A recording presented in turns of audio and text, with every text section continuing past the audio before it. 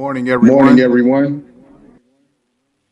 Let me try it again. Maybe y'all didn't hear me. Good morning, everyone. I appreciate it. The time is now 10:08, and I will call the December 4th, 2025 Planning Board meeting to order. We have the following. Members with us today, Vice Chair Giraldo, Good morning. Commissioner Okoye, Good morning. and I am Chairman Barnes. We will now move forward with the business at hand. Please note that the deadline for all participation, pre-registration, and for all submission of materials and exhibit was 12 noon on Tuesday before the Planning Board meeting. Please note that as of October 2nd, walk-in speaking sign-up is no longer permitted.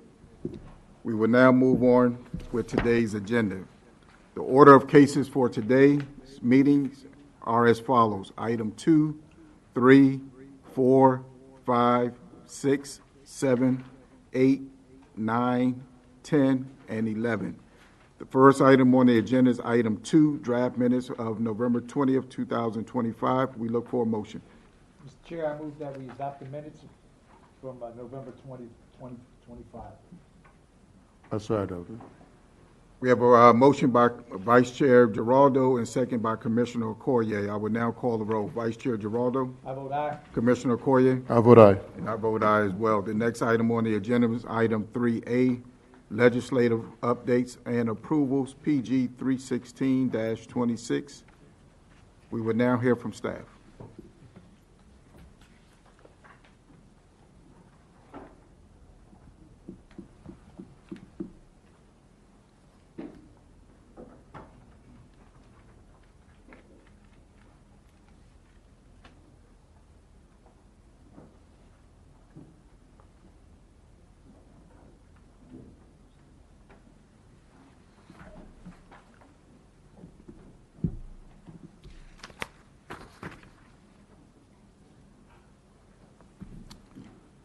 I will come back to 3A. Looks like they're not here. So the next item on the agenda is item 3C, Corporate Budget Office FY27 proposed MNC PPC budget for Prince George's County. We will now hear from our Budget Director, Ms. Terry Charles.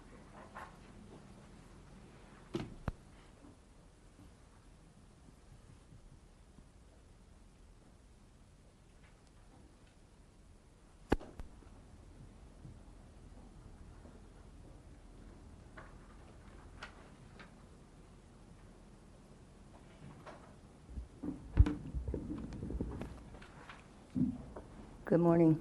Terry Bacote Charles, Corporate Budget Director. Do you have the slide deck available?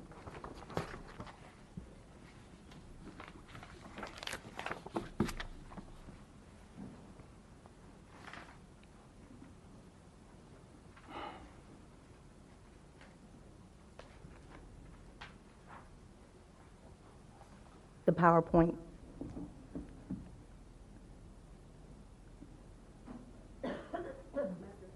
PowerPoint.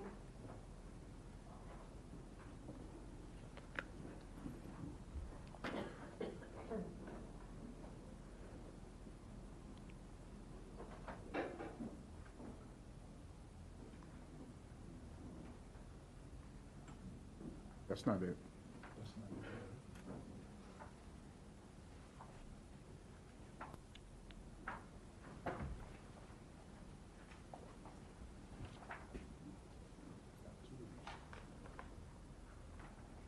Thank you.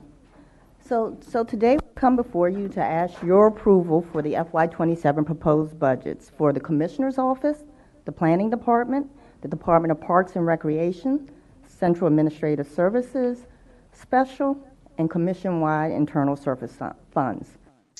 With your approval, these proposed budgets will be aggregated to create the FY27 Prince George's County budget, and is scheduled to be a portion of the FY27 comprehensive budget that will be presented to the full commission for approval on December 17th. And what we are requesting today is your approval of the Prince George's County portion of the full commission's budget that will again be before full commission on December 17th in order for us to be able to meet the requirements of the current law submission to provide the budgets to the respective county executive and county councils by January 15th.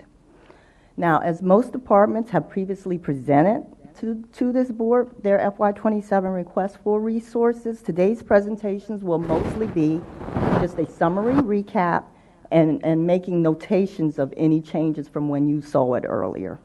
For example, changes would include the fact that all department numbers have been adjusted favorably downward as a result of the final pension numbers. Just using that as an example of changes that are embedded in the numbers you'll be seeing today.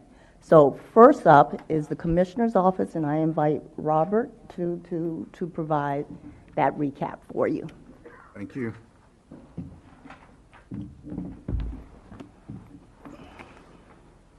Thank you, Terry. For the record, Robert Clark, Prince George's County Planning Board Office. Good morning, Chair Barnes and fellow commissioners. Slide 5, please.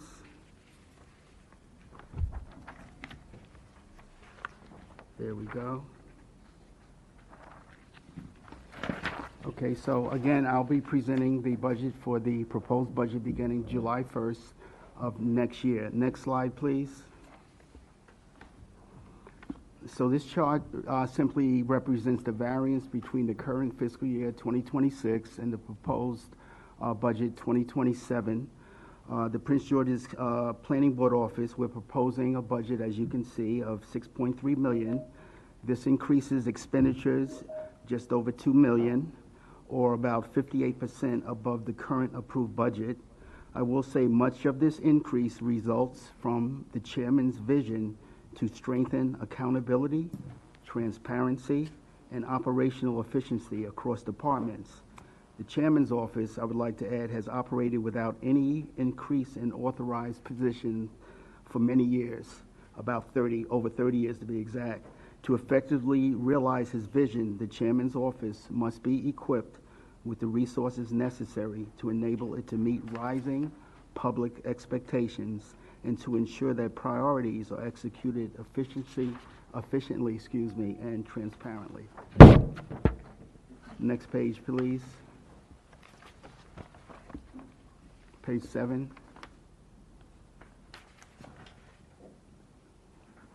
On the personal side of our budget, we're proposing a budget of $3.6 million. It's about a $1.4 million increase from the adopted 26 total. We are requesting approval of the following positions. 1, special program management. It should read coordinator and not specialist to support the chairman. 4, staff to manage and support the proposed new Office of Performance Management to further the chairman's goal of accountability and transparency. This office will be responsible for establishing measurable objectives and performance benchmarks throughout all departments.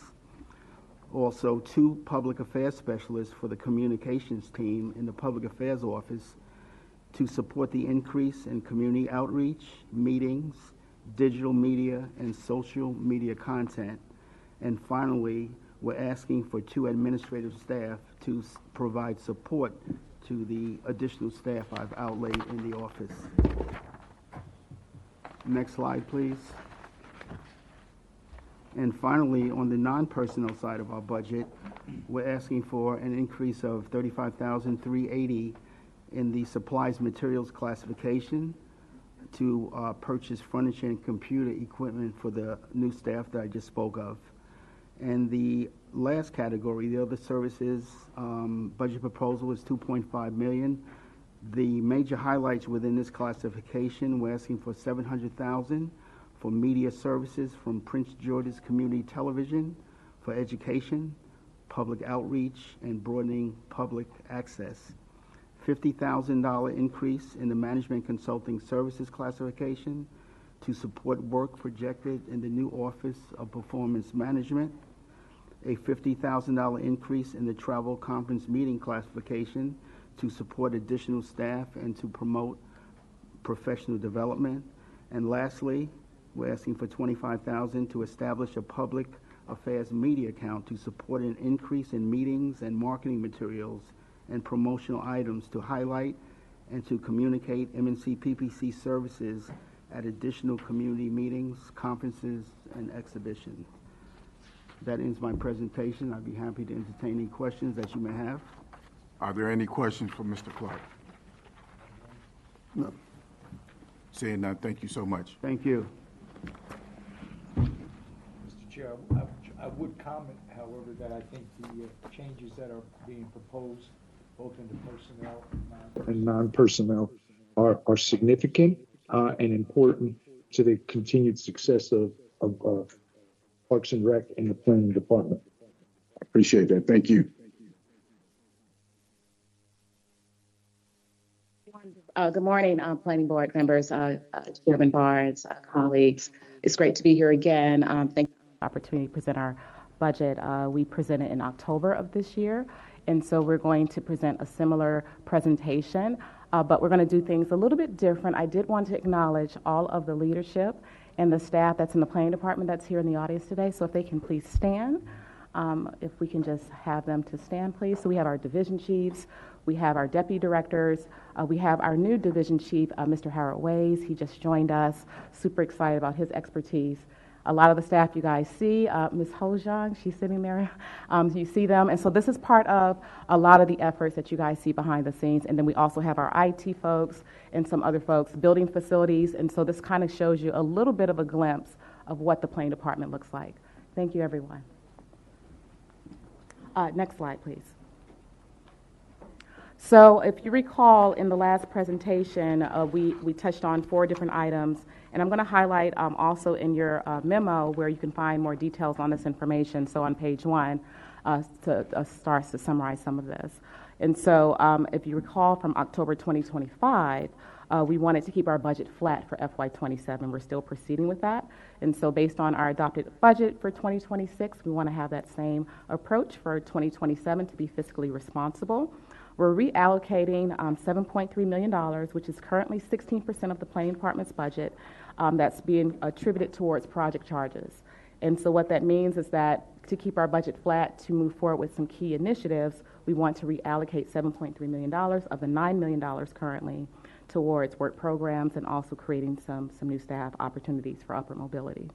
The third bullet point, we include in the budget $36 million for personnel expenses. So you'll see in a few slides, we're trying to increase our staff by 18, and these are positions that are desperately needed. And then we're also trying to make sure we reclassify a term contract position so that position can also get full benefits. Next slide. So on the next slide shows you the 18 positions we're asking for. They are referenced on pages 3 through 5 of your memo. It provides details of the purpose and the reasonings for those positions.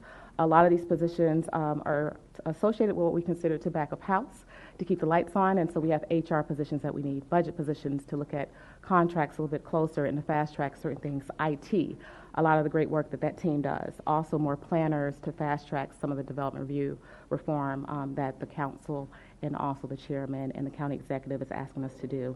And also some folks that are really key, administrative folks, giving some of them opportunities to get promoted. We have a lot of great loyal administrative staff that also we want to give opportunities to move up. And then we want to provide also opportunities for assistant division chiefs to be used throughout the department. So we have division chiefs, and so it's great to have deputies as well. Next slide. So this slide here provides the current org chart for the planning department for this fiscal year. And so we were happy to create the intake and regulatory review division. That was new and that was adopted for FY26. And so Deputy Director Gwen McCall-Winston, who's been doing a phenomenal job, is leading that team. And as I mentioned, Mr. Howard Ways is the new division chief over that team. And then we also have our unsung heroes, Jim Canistra, who leads the information management division.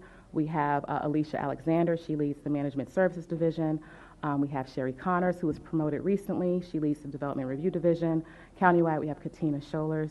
And then community planning division will have a new division chief starting next week. Super excited. And so the deputy director, James Hunt, has been leading the operations side. And so if you notice, human resources legislative services, and finance, which is also budget, is also under the planning director's office. So this is what we look like today. So the next slide is going to show what the FY27 org chart looks like. It's pretty busy, keeping it super high level. This slide was also shown back in October. So what we're going to have is now go to 8 divisions. Montgomery County Planning has a similar layout. They actually have a lot more divisions, but we're trying to be very succinct in what we're trying to do with our efforts here. So under one deputy director at this time, we're breaking up one division, so that's be the countywide division. And so if you notice in the bottom left, you have natural resources and historic preservation, and then you have transportation and public facilities. So those would be 2 new divisions, which will allow for us to get a new division chief. And so we're excited with the opportunity for someone to be able to move up to now lead transportation.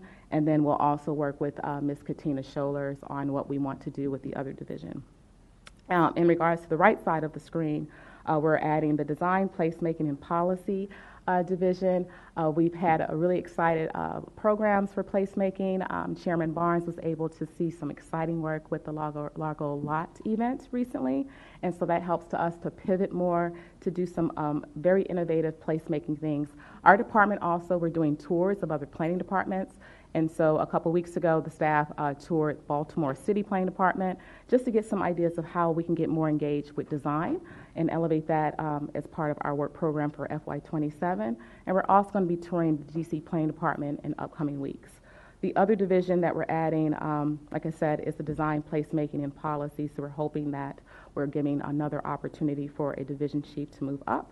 And so that is also the purpose of why we need to do certain things for FY27. Next slide. So also in your memo, we have a breakdown in more details of what exactly is happening. So the $7.3 million in project charges that's being reallocated will be associated with personnel, which is the first row. And then the other one is the third row, which shows that delta of $3.1 million. And so that's how we're able to keep the budget flat at this time. And we're hoping to continue to have a conservative approach moving forward in FY27. The next slide here on pages 8 through 11 provides more detail of exactly what we're going to be focusing on in FY27. The planners, a lot of that you saw stand up. We've been working hard over the last few months to come up with some really key initiatives and programs. We also know the development community has been very vocal about expectations in the department, and we want to be honest and true to what we're hearing about from feedback, and also continue to support the chairman and also the county executive and the council initiatives. So at a very high level, as you guys know, we're really proud about our undergraduate and graduate assistant programs. We want to continue to support recent college graduates that need internships, paid internships, to come into the career of planning in other areas. We want to continue to expand placemaking, provide more funding. Last night at the Neighborhood Planning Academy, we had a good time. There was one person that came up that asked for more funding on shipping containers. They talked about having the ability to do pop-up libraries. Pretty much an easy thing for us to do. So if we can continue to do placemaking in an innovative way and put more funding, we can help out the different cities. Master and sector plan updates. A lot of our master and sector plans are outdated. Council has been vocal over the last few years about that, and so we want to make sure that we have the funding to make sure we move forward. There are 5 ones that we're focusing on right now that we're hoping to get done by October of 2026. And then Plan 2050, Councilmember Denogo recently wrapped up the Plan 2035 task force, and he is supportive of us moving forward and launching Plan 2050, so we want to make sure we have funding set aside for that. We want to also continue to technical support the cities under the PAMC program. As I mentioned, we're creating 3 new divisions. We're expanding the Neighborhood Planning Academy. If you guys remember, about a year ago, we had like 40 people. Now we are able to have over 60 people, and these are free programs to the community. And we want to continue to do the uptick in that number increase. Technology upgrades. You guys know the importance of being very innovative. We're trying to use more tools to be able to have better customer service needs, and so we want to make sure we have that funding for that. Then, we haven't talked about this to you guys yet, but the census is coming. Typically, it takes about 5 years to get that done, and so we want to be mindful of what the data collection is required for the 2030 census. And so that's something that we need to start moving forward on. Food systems, agriculture planning, farm work, trainings, professional development, and webinars.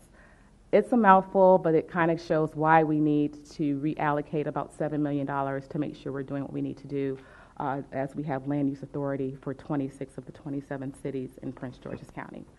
With that, that concludes my presentation, and I am here to answer any questions, and I also have our wonderful budget manager with us as well. Are there any questions for Director Hall? Mr. Chair, I don't have any questions, but I would like to The planning department's horn in that they hired 15 government workers. lost their job. And I really think that it's something that we need to put our chest out for, because it's, everybody talks about helping those people that were terminated, and I just think it's something that the public needs to know in terms of what we did to, little something, but to help with those people that were terminated. So thank you. Commissioner, I'm sorry. I would be remiss if I didn't share that information. Totally thank you for those gracious words. Our new HR manager, she's been here less than about 5 months. When she started, we were at an 82% vacancy. We had 82% of our positions filled. We're now at 92% in less than 5 months. And to your point, we are going to make sure we hire 5 people this month and 18 people next month. And so that's going to allow us to get to 92% within a 5-month period of us filling our positions. And so that's why we feel very comfortable asking for these additional positions. But I just wanted to acknowledge her hard work. Are there any other questions for the directors? No questions. I just have one comment myself. Simply because those that have been here recognize my passion for planning. And I must say, the work that is being done out of our planning department speaks volume. The work that it is being done by the men and women within the planning department, once again, speaks volume. So I just want to say that the work that this commission is doing and the support that we have from outside and how we are trying to transform Prince George's County in a big way. And the goal is to make Prince George's County a destination for the nation. And we are working as methodically as we possibly can to do this in a real way. And believe it or not, we're doing all of this great work for 0.17 cents of our tax rate. Mm-hmm. So just imagine what we can do if we had a little more help, a little more resources. Our tax rate hasn't been increased since 2015. As you just heard, my office has not had an increase in employees or anything else for quite some time. We have been doing a lot for less, but we have been working as hard and as diligent and as professional as we possibly can. This is a testament of what we can do when professionals come into the room, roll their sleeves up, check their egos at the door, and make things happen. This is just one department under my purview that I can't wait to hear from Parks and Rec, because you will also hear how we are able to move and do things in a real smart way. So I just wanted to also say thank you for your leadership, thank you for your team, and I also think that the things and the work that you're doing within this budget makes a lot of sense. Thank you. We will now hear from Parks and Rec.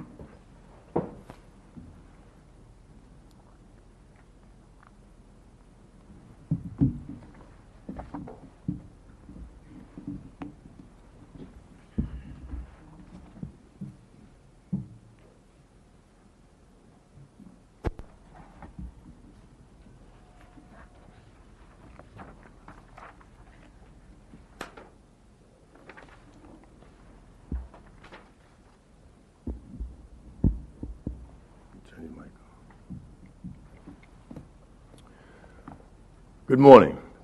Peace and love. My name is Darius A. Stanton. I'm the director of the Maryland National Capital Park and Planning Commission, Department of Parks and Recreation, Prince George's County. It is an honor to be before you, Mr. Chairman, other fellow commissioners, and our public. I would like to start by saying how excited we are to be before you this morning to share with you our FY27 operating budget, which will be followed by our capital budget as well. Today, joining us are some of the dynamic professionals that work with us. To my right is our newly hired. He walked right into this phenomenal organization and serves as our new finance division chief, Mr. Bobby Enoch. Mr. Enoch also happens to be a former SES in the federal government, and so we were very fortunate to be able to bring another Prince Georgian home to be able to support the work that we do in our organization.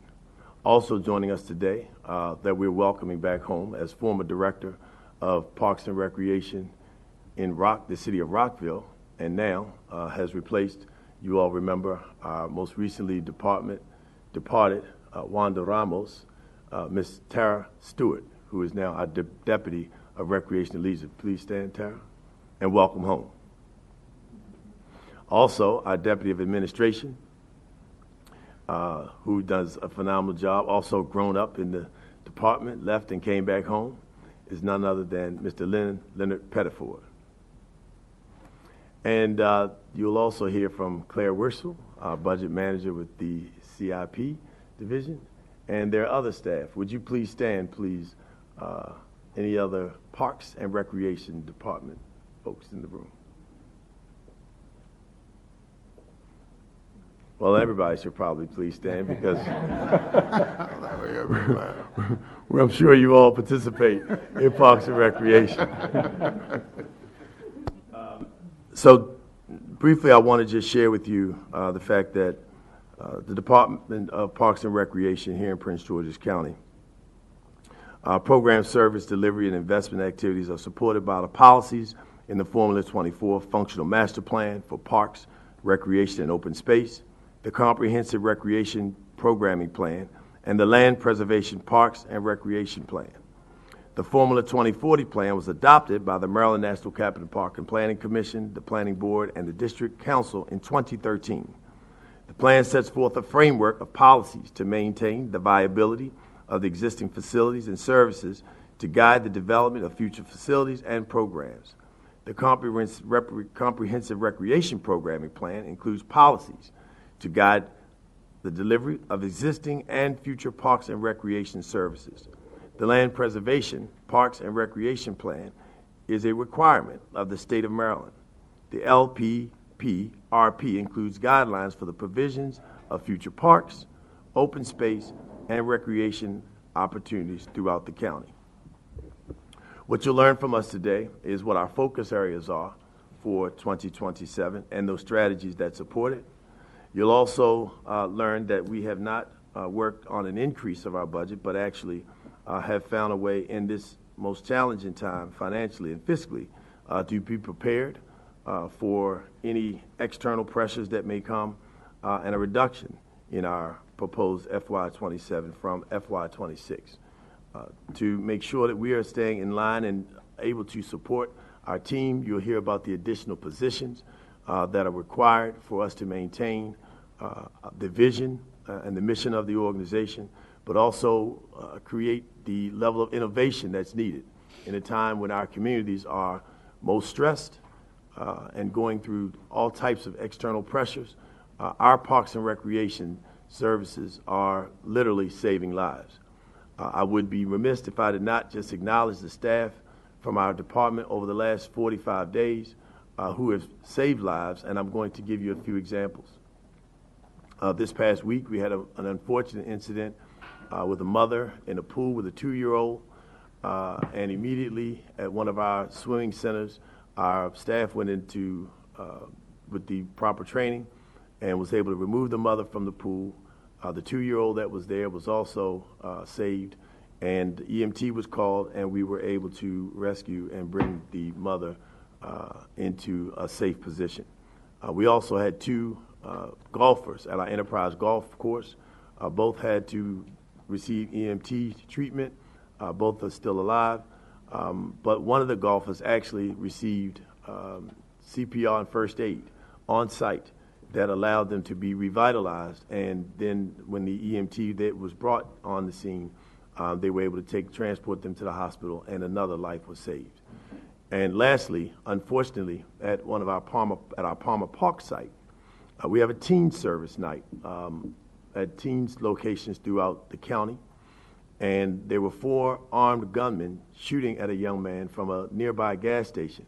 And because this patron of ours, who's a teen member of our teen night program, knew that our facility was open from 7 to 10 p.m. on Friday nights, he was able to run to the facility, be let in, and our staff immediately followed procedures based on the training provided by our park police and our human resources division and CAS as well, that we were able to secure the building, lock it down, and save this young man from 4 gunmen who had shot a young person similarly 2 weeks ago at that very same gas station. I bring these up as incidents where literally our services are saving lives, but it comes as a result of the training. It comes as a result of the professionalism. It comes as a result of the dedication and the passion of the men and women of the Maryland National Capital Park and Planning Department of Parks and Recreation. And so I want to shift to our focus areas. The FY27 focus areas and strategies have come as a result of town hall meetings, climate surveys that we've conducted back in 2018 and then into 2025 of our internal environment. We're currently undergoing a brand study to hear from our community so that we've been able to bring some of that early information into these focus areas.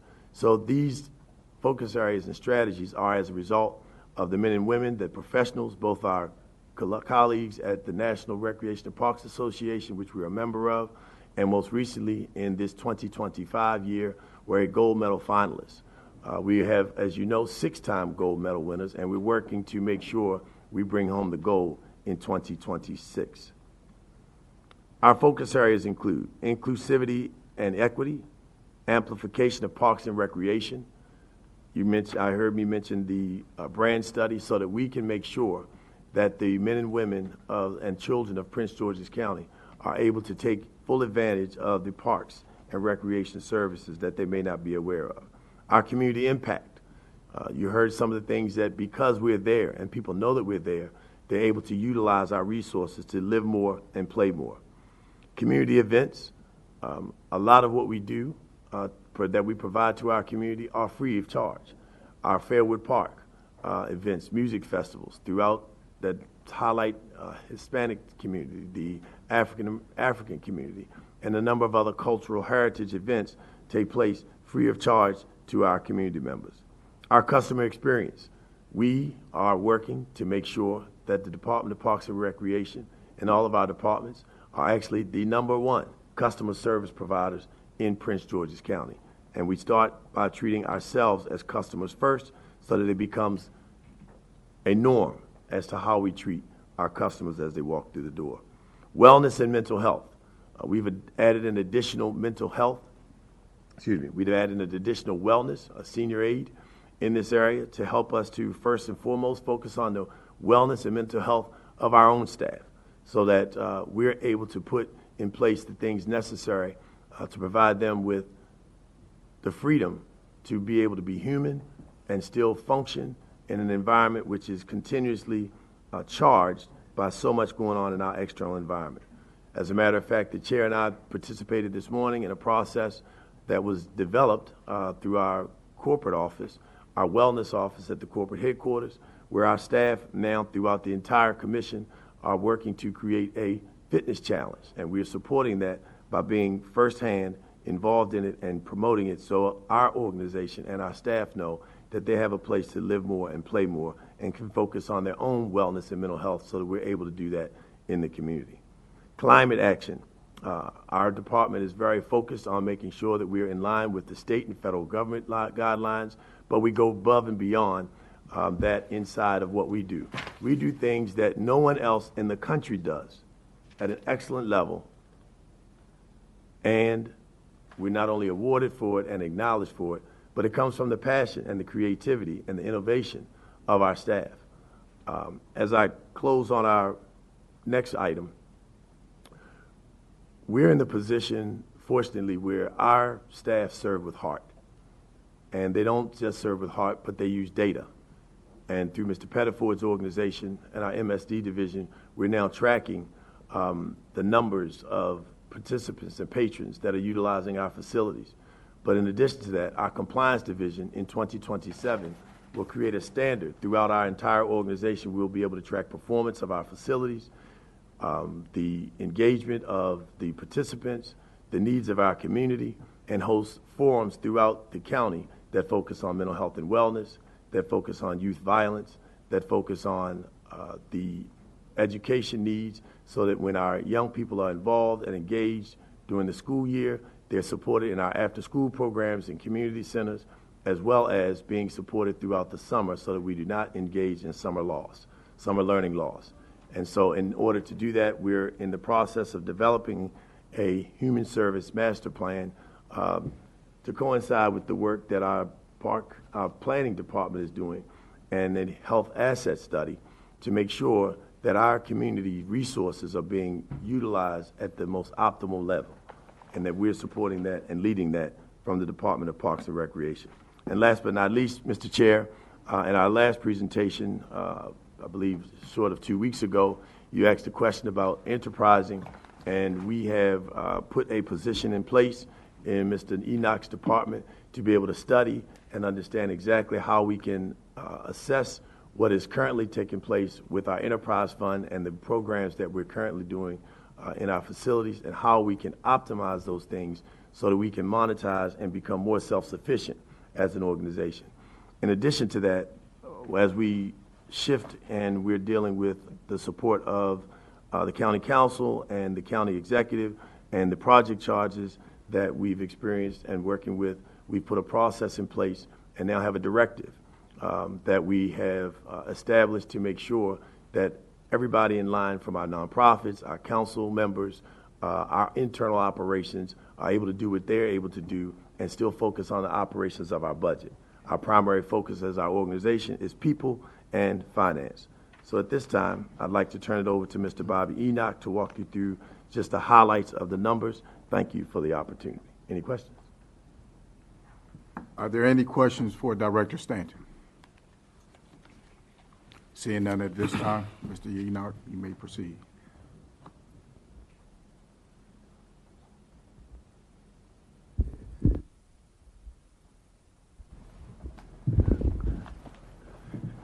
Good morning. Get closer. Good morning, Chairman Barnes and members of the Planning Board. Again, my name is Bobby Enoch, and I will walk you through a high-level overview of the FY27 proposed budget.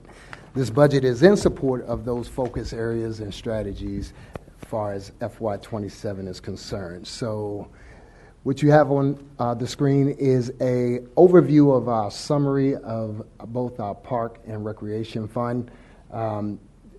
Just to highlight some of the variances here, for operating program expenditures, we have an increase in that line item for $10 million. And I'll provide more detail in the next slide to give you a little background on those increases and decreases. Our pay-as-you-go supports our transfers to the capital improvement program of $30 million reduction there. And then our debt services increased by $4.2 million in support of other capital improvement projects. Our total overall budget in support of FY27 opposed to 26, we have a $14 million decrease.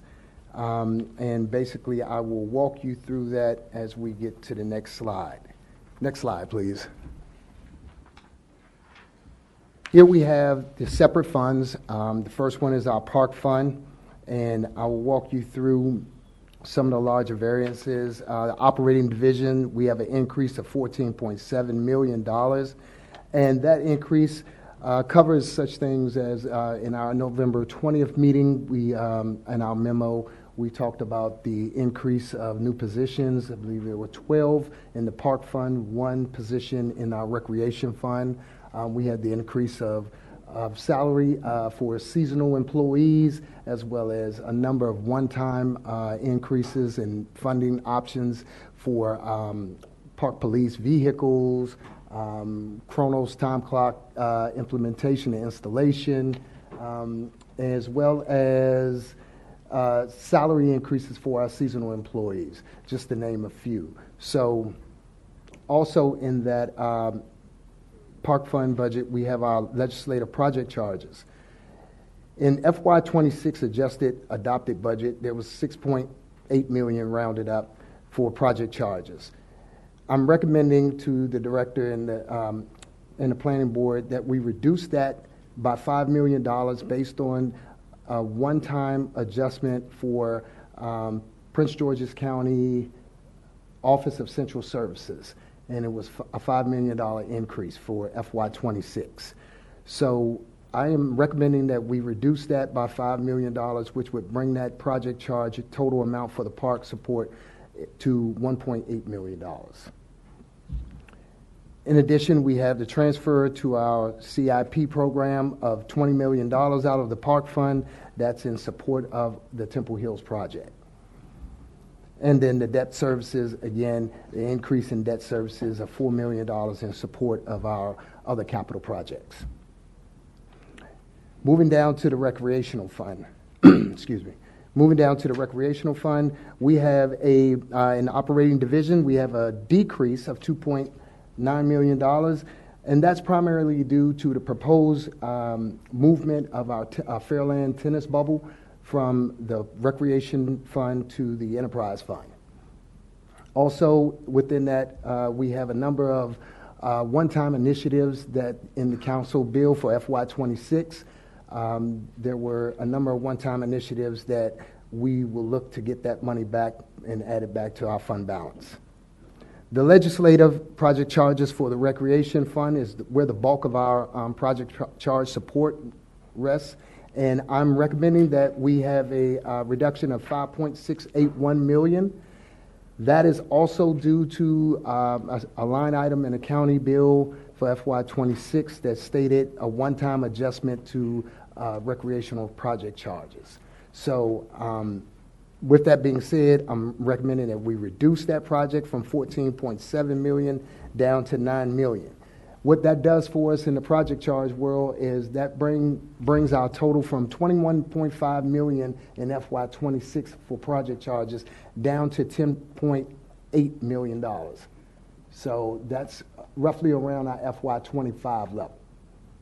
Okay, and primarily those two items, which are substantial items, you know, for one-time projects, I think that will help us get back to some level of control with these project charges.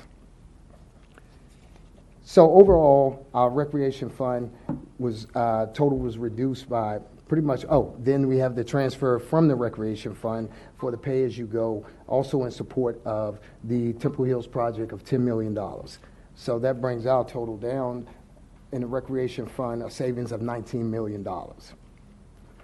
Next slide, please.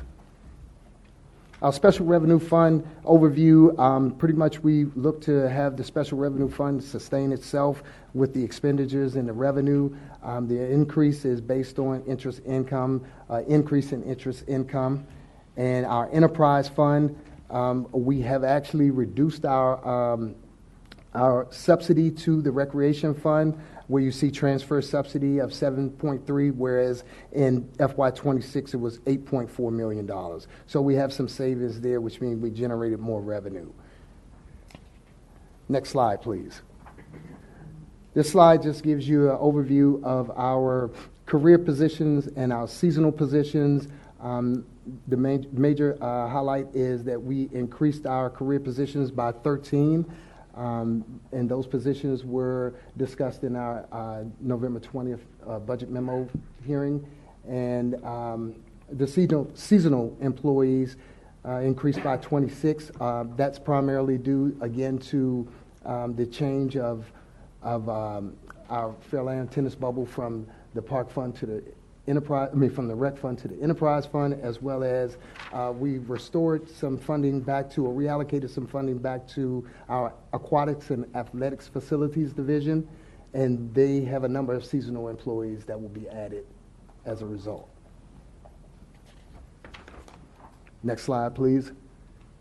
And finally, this is the recommendation for approval for FY27 proposed Department of Parks and Recreation operating budget for submittal to the County Council and County Executive.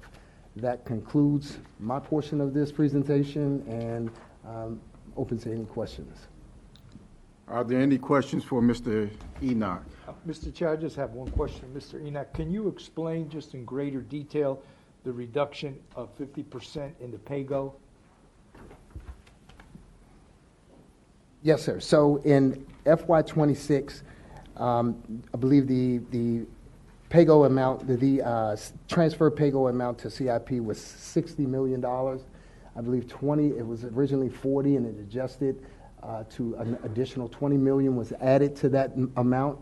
And going into FY27, with the support of the Temple Hills project, the 20 million plus the 20 from the park fund and the 10 million plus from the recreation fund is where the 50% reduction comes into play. So it was transferred from pay-go to where? To our capital improvement program. Okay. I'm sorry. Okay. To a CIP. Apologize. Thank you. Yes. I have nothing further, Mr. Chair. Thank you. I just had one comment as well.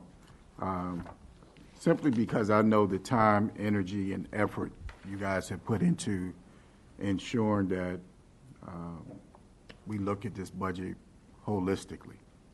And looking at some of the challenges that we have faced as a whole with the project charges and other things that were competing against some of the dollars that we have, I can appreciate the fact of looking at how do we reduce our project charges and bring those down to levels of 2025. Yes. That makes sense. And I think as we continue to methodically think these things through, I would love to see how we bring it down even further. Simply because the dollars that are being captured now helps us with other programming and other services that we are looking to do. So I appreciate you guys' leadership, and I look forward to moving this budget forward. Thank you. Next up is Cass.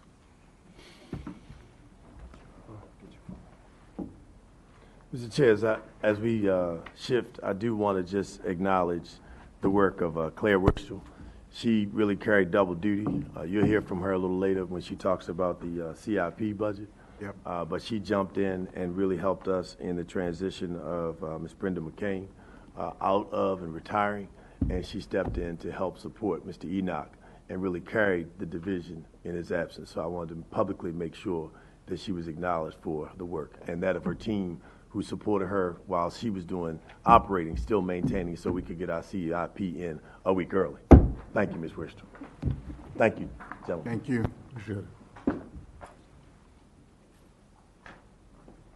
Well, before we start with Cass, I would be remiss if I did not recognize my own staff. That we have some bright men and women that work out of the chairman's office that I think is due for recognition because of their hard work. So those that are in the attendance from the chairman's office, if you all could please stand to be recognized.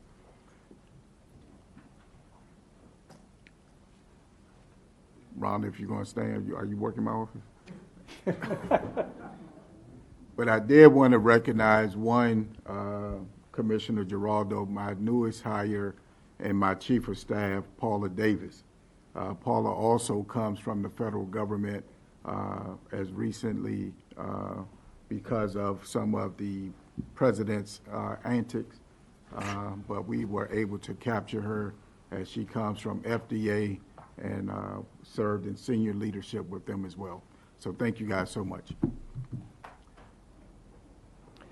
Mr. Spencer. Good morning, Mr. Chair, Chair Barnes, and Vice Chair Giraldo, and Planning Board Member Dr. Okoye. For the record, I'm Bill Spencer, Acting Executive Director for the Commission and Department Head for the Department of Human Resources and Management. With me today is our Corporate Budget Director, who you heard from previously, that's Trey Bako Charles, as well as available here today for any questions you may have later. Gavin Cohen, Secretary Treasurer and Finance Director, Chief Information Officer Mazen Shalay, Tracy Harvin, who is the Director of Corporate Policy and Management Office, and the Inspector General, Odupe Angudule, she helped me with this, Anguduyale. So I would like for them to stand just briefly so you can get, particularly our newest member that was promoted just recently, the Inspector General. As I said, for the record, I'm Bill Spencer, and what we're presenting today is our FY27 budget, which is a flat budget, and it maintains a maintenance service level which offers no increase except basically for inflation, as well as for any personnel additional costs for COLA and merit increase. We do in our presentation, we've requested 6 term contract positions. These are limited term contracts for the existence and support of our ERP project, which should be finished within a 1.5 to 2 year time frame. When that project is completed, that project, those positions will go away, and they were being paid for not through increase in funding, but through our savings.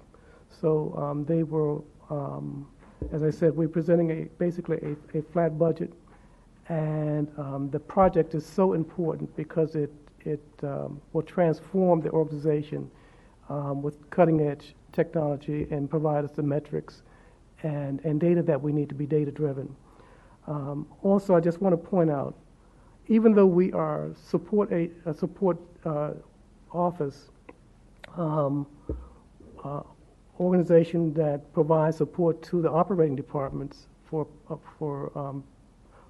Parks and Recreation and for planning, we also are driven to ensure that we also assist in facilitating the economic viability of the county through our MFD program, which ensures that everyone, in terms of equity and opportunity, have a chance to procure and enjoy the delivery of services for the commission in areas that we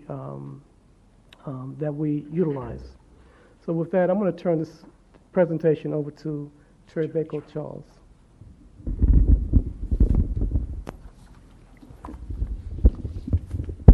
Thank you, Bill, for kind of outlining the framework. Next slide, please. So, as you are aware, CAS has submitted, as part of your package today, in their memos, an updated memo that again outlines each department's request for the necessary resources to continue to deliver effective administrative services. And as Bill has just indicated, we want to continue to deliver effective services that are in alignment and will help support our progressive departments in terms of helping them to reach the goals that they have outlined today as well. So we know that we play a part in that. So as shown here is the request, and when aggregated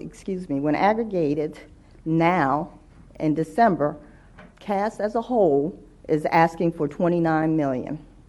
That's down from $29.6 million, which was requested during our first October work session. So CAS has refined its budget request before you to reduce it by $601,000. And part of that refinement has been discussions about how to operationally meet the need of the ADA requirements within the corporate IT. So there was an adjustment made there. We've also had discussions with regard to the realignment of a specialist position to focus on vendor relations.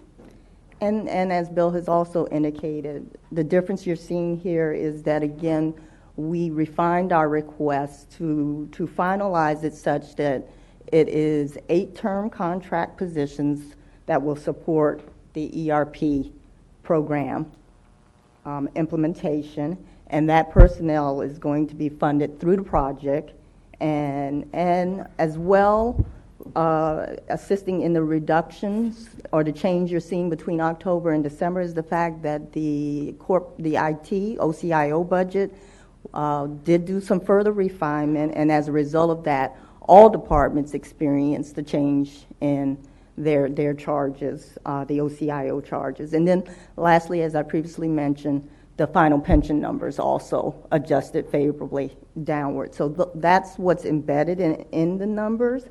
And again, as a result of the adjustments, CAS request went from an original request of 3.4% higher to now a much more modest 1.25%. And my apologies, the numbers got transposed there. It should not be 2.1%, it's a 1.2% increase. And that means that CAS in total, the 6 departments, combined are only asking for an additional $359,000 in comparison to the current adjusted budget. And Prince George's County share, as shown here, is nearly $15.3 million, and so that's up $183,000. And then again, as previously presented, you see that there is a wide range of need amongst the CAS departments with a high of 11.8%, and of course, it looks high only because it's our smallest department, and so when you take in their compensation adjustments, it creates a higher percentage. And then you see a low of 16.6%, which is a reduction in CAS support. And again, that was driven by the fact that the executive office buildings rental rates have been reduced to again provide cost pressure relief to those who contributed to that fund.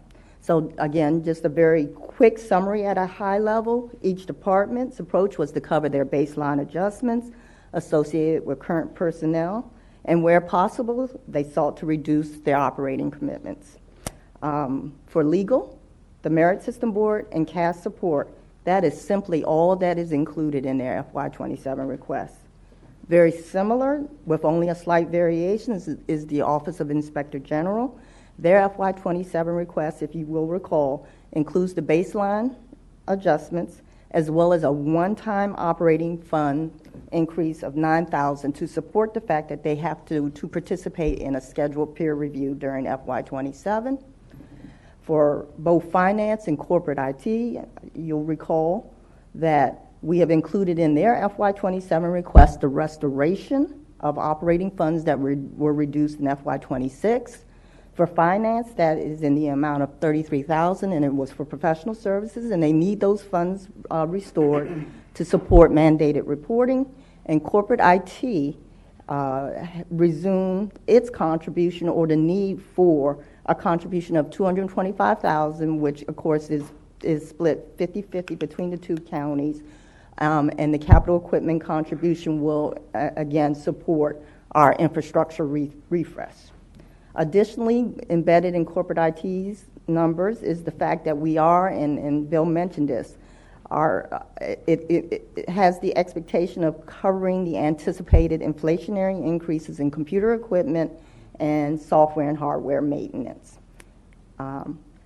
So at this point, if it's all right, I will move on to the internal service funds and the special funds, and we'll leave the general fund.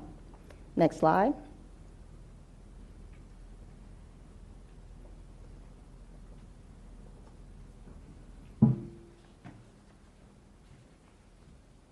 Next slide, please. Keep going. These charts are in here to just provide you each department's specifics if you want greater detail, but I've walked you through the main drivers for each of the departments. Keep going.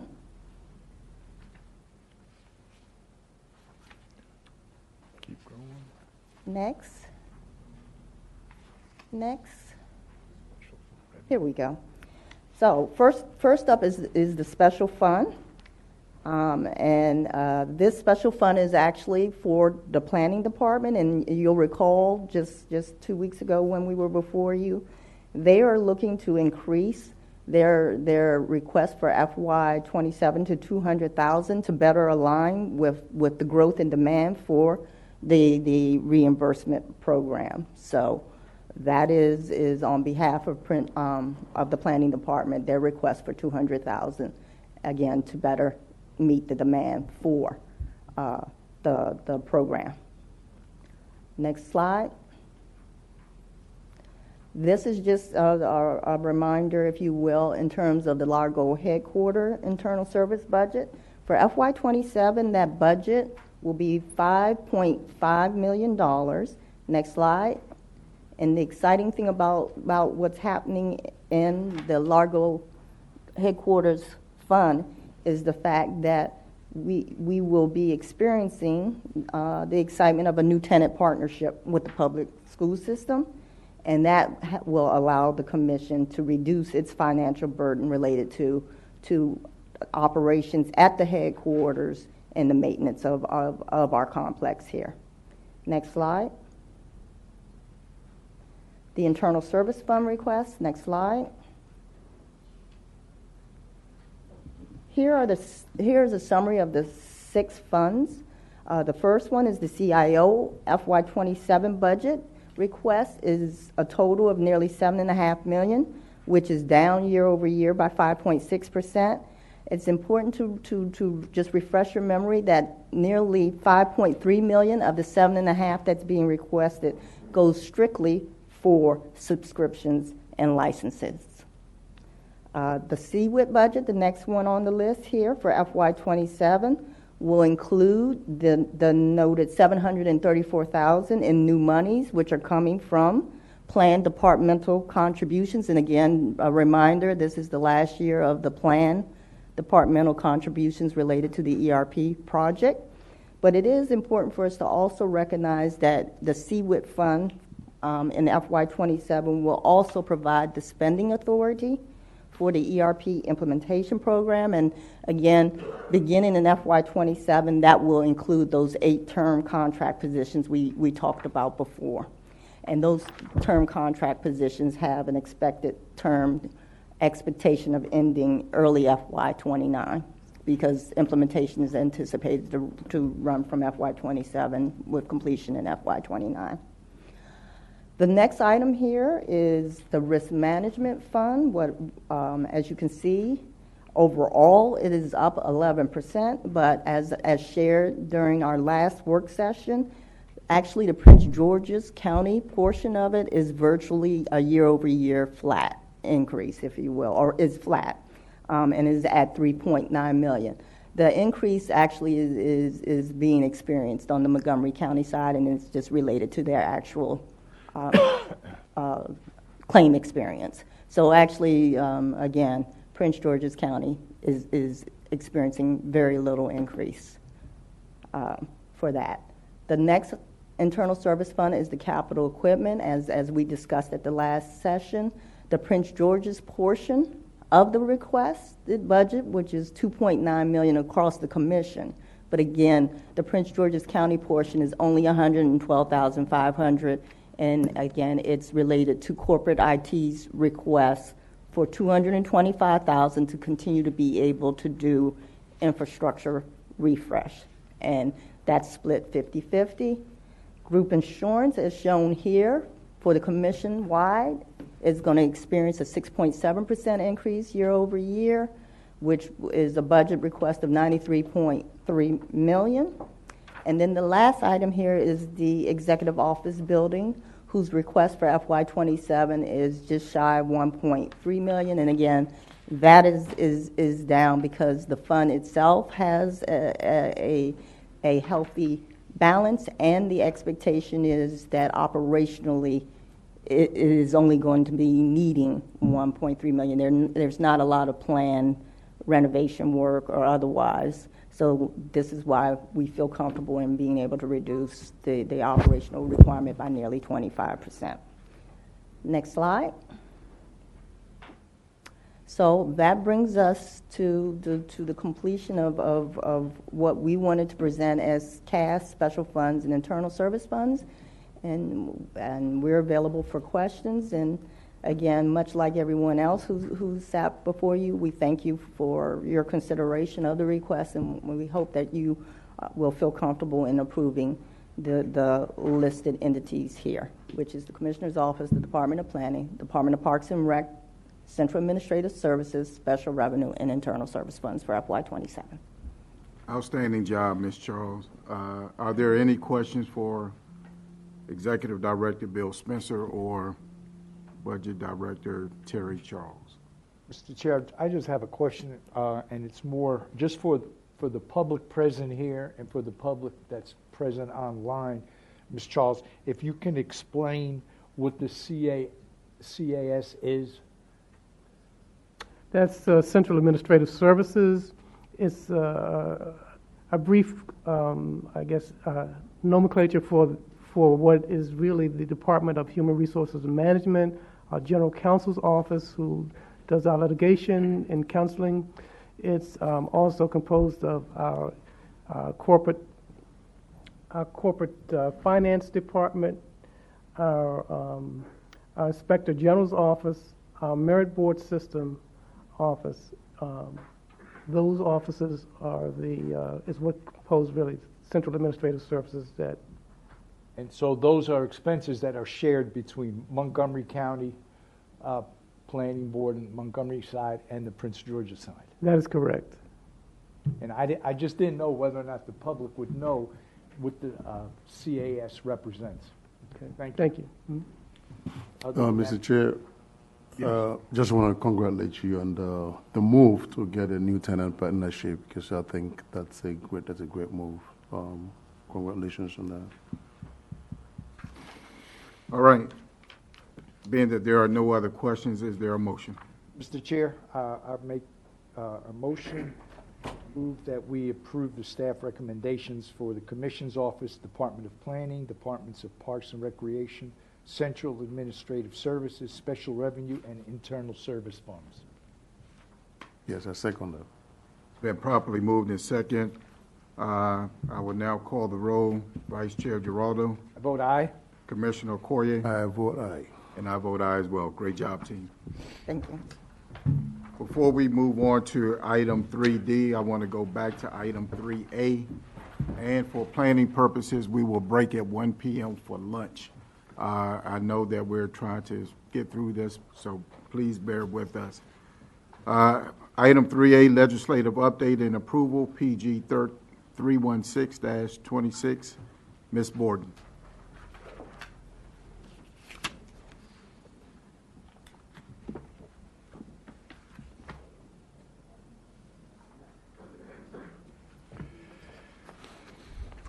Ms. Borden, are you online? Can you hear me? Hear you now. Okay.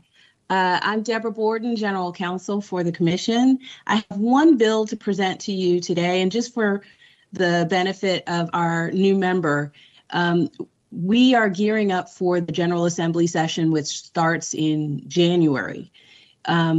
While we're not a legislative body, we have a lot of interest in quite a few of the bills that come through the legislature each year.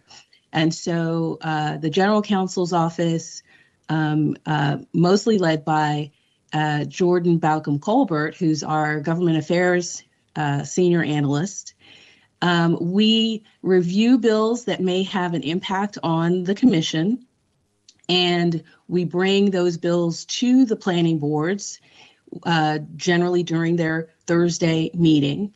And we make recommendations, we solicit information or guidance so that we can know how to deal with any questions, any requests that we get. Sometimes we get requests from sponsors to help them gather data or provide information about bills that have sort of special significance to us, any of our departments.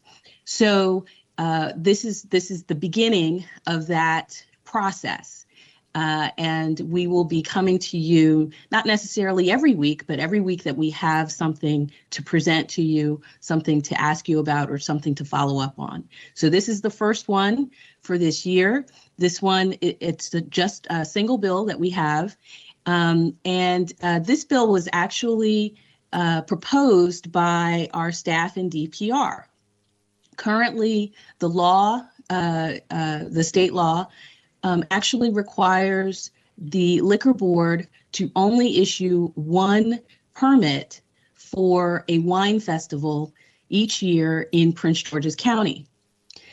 You may know that we, as the Department of Parks and Recreation, have a very nice and well-attended wine festival annually that we engage with the community, and it's very, very popular.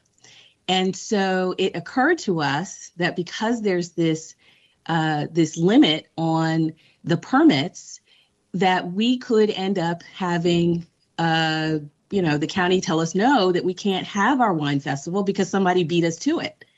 Our festival happens in September, and it is entirely possible that somebody could snap up that one available permit and make it so that we can't have our festival.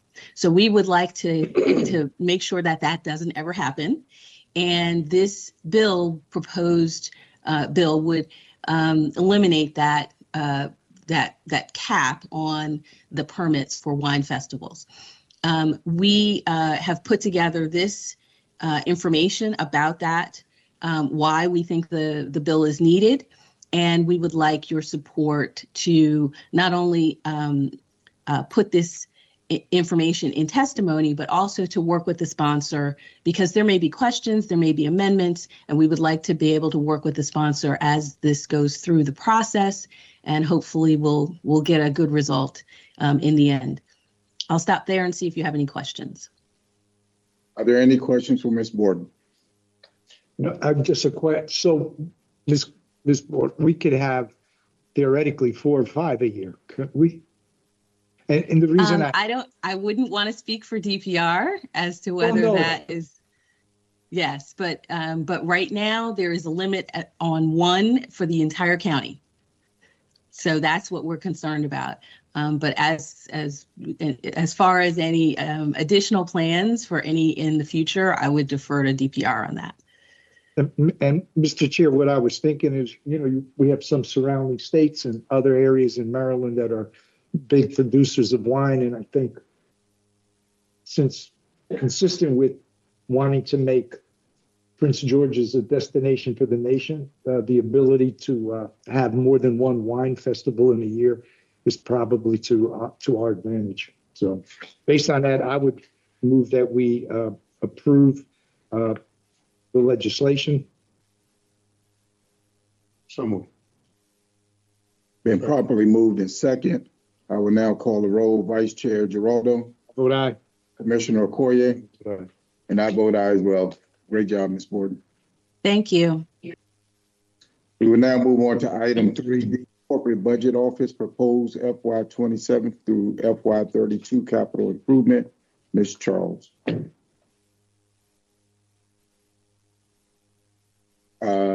Parks and Rec.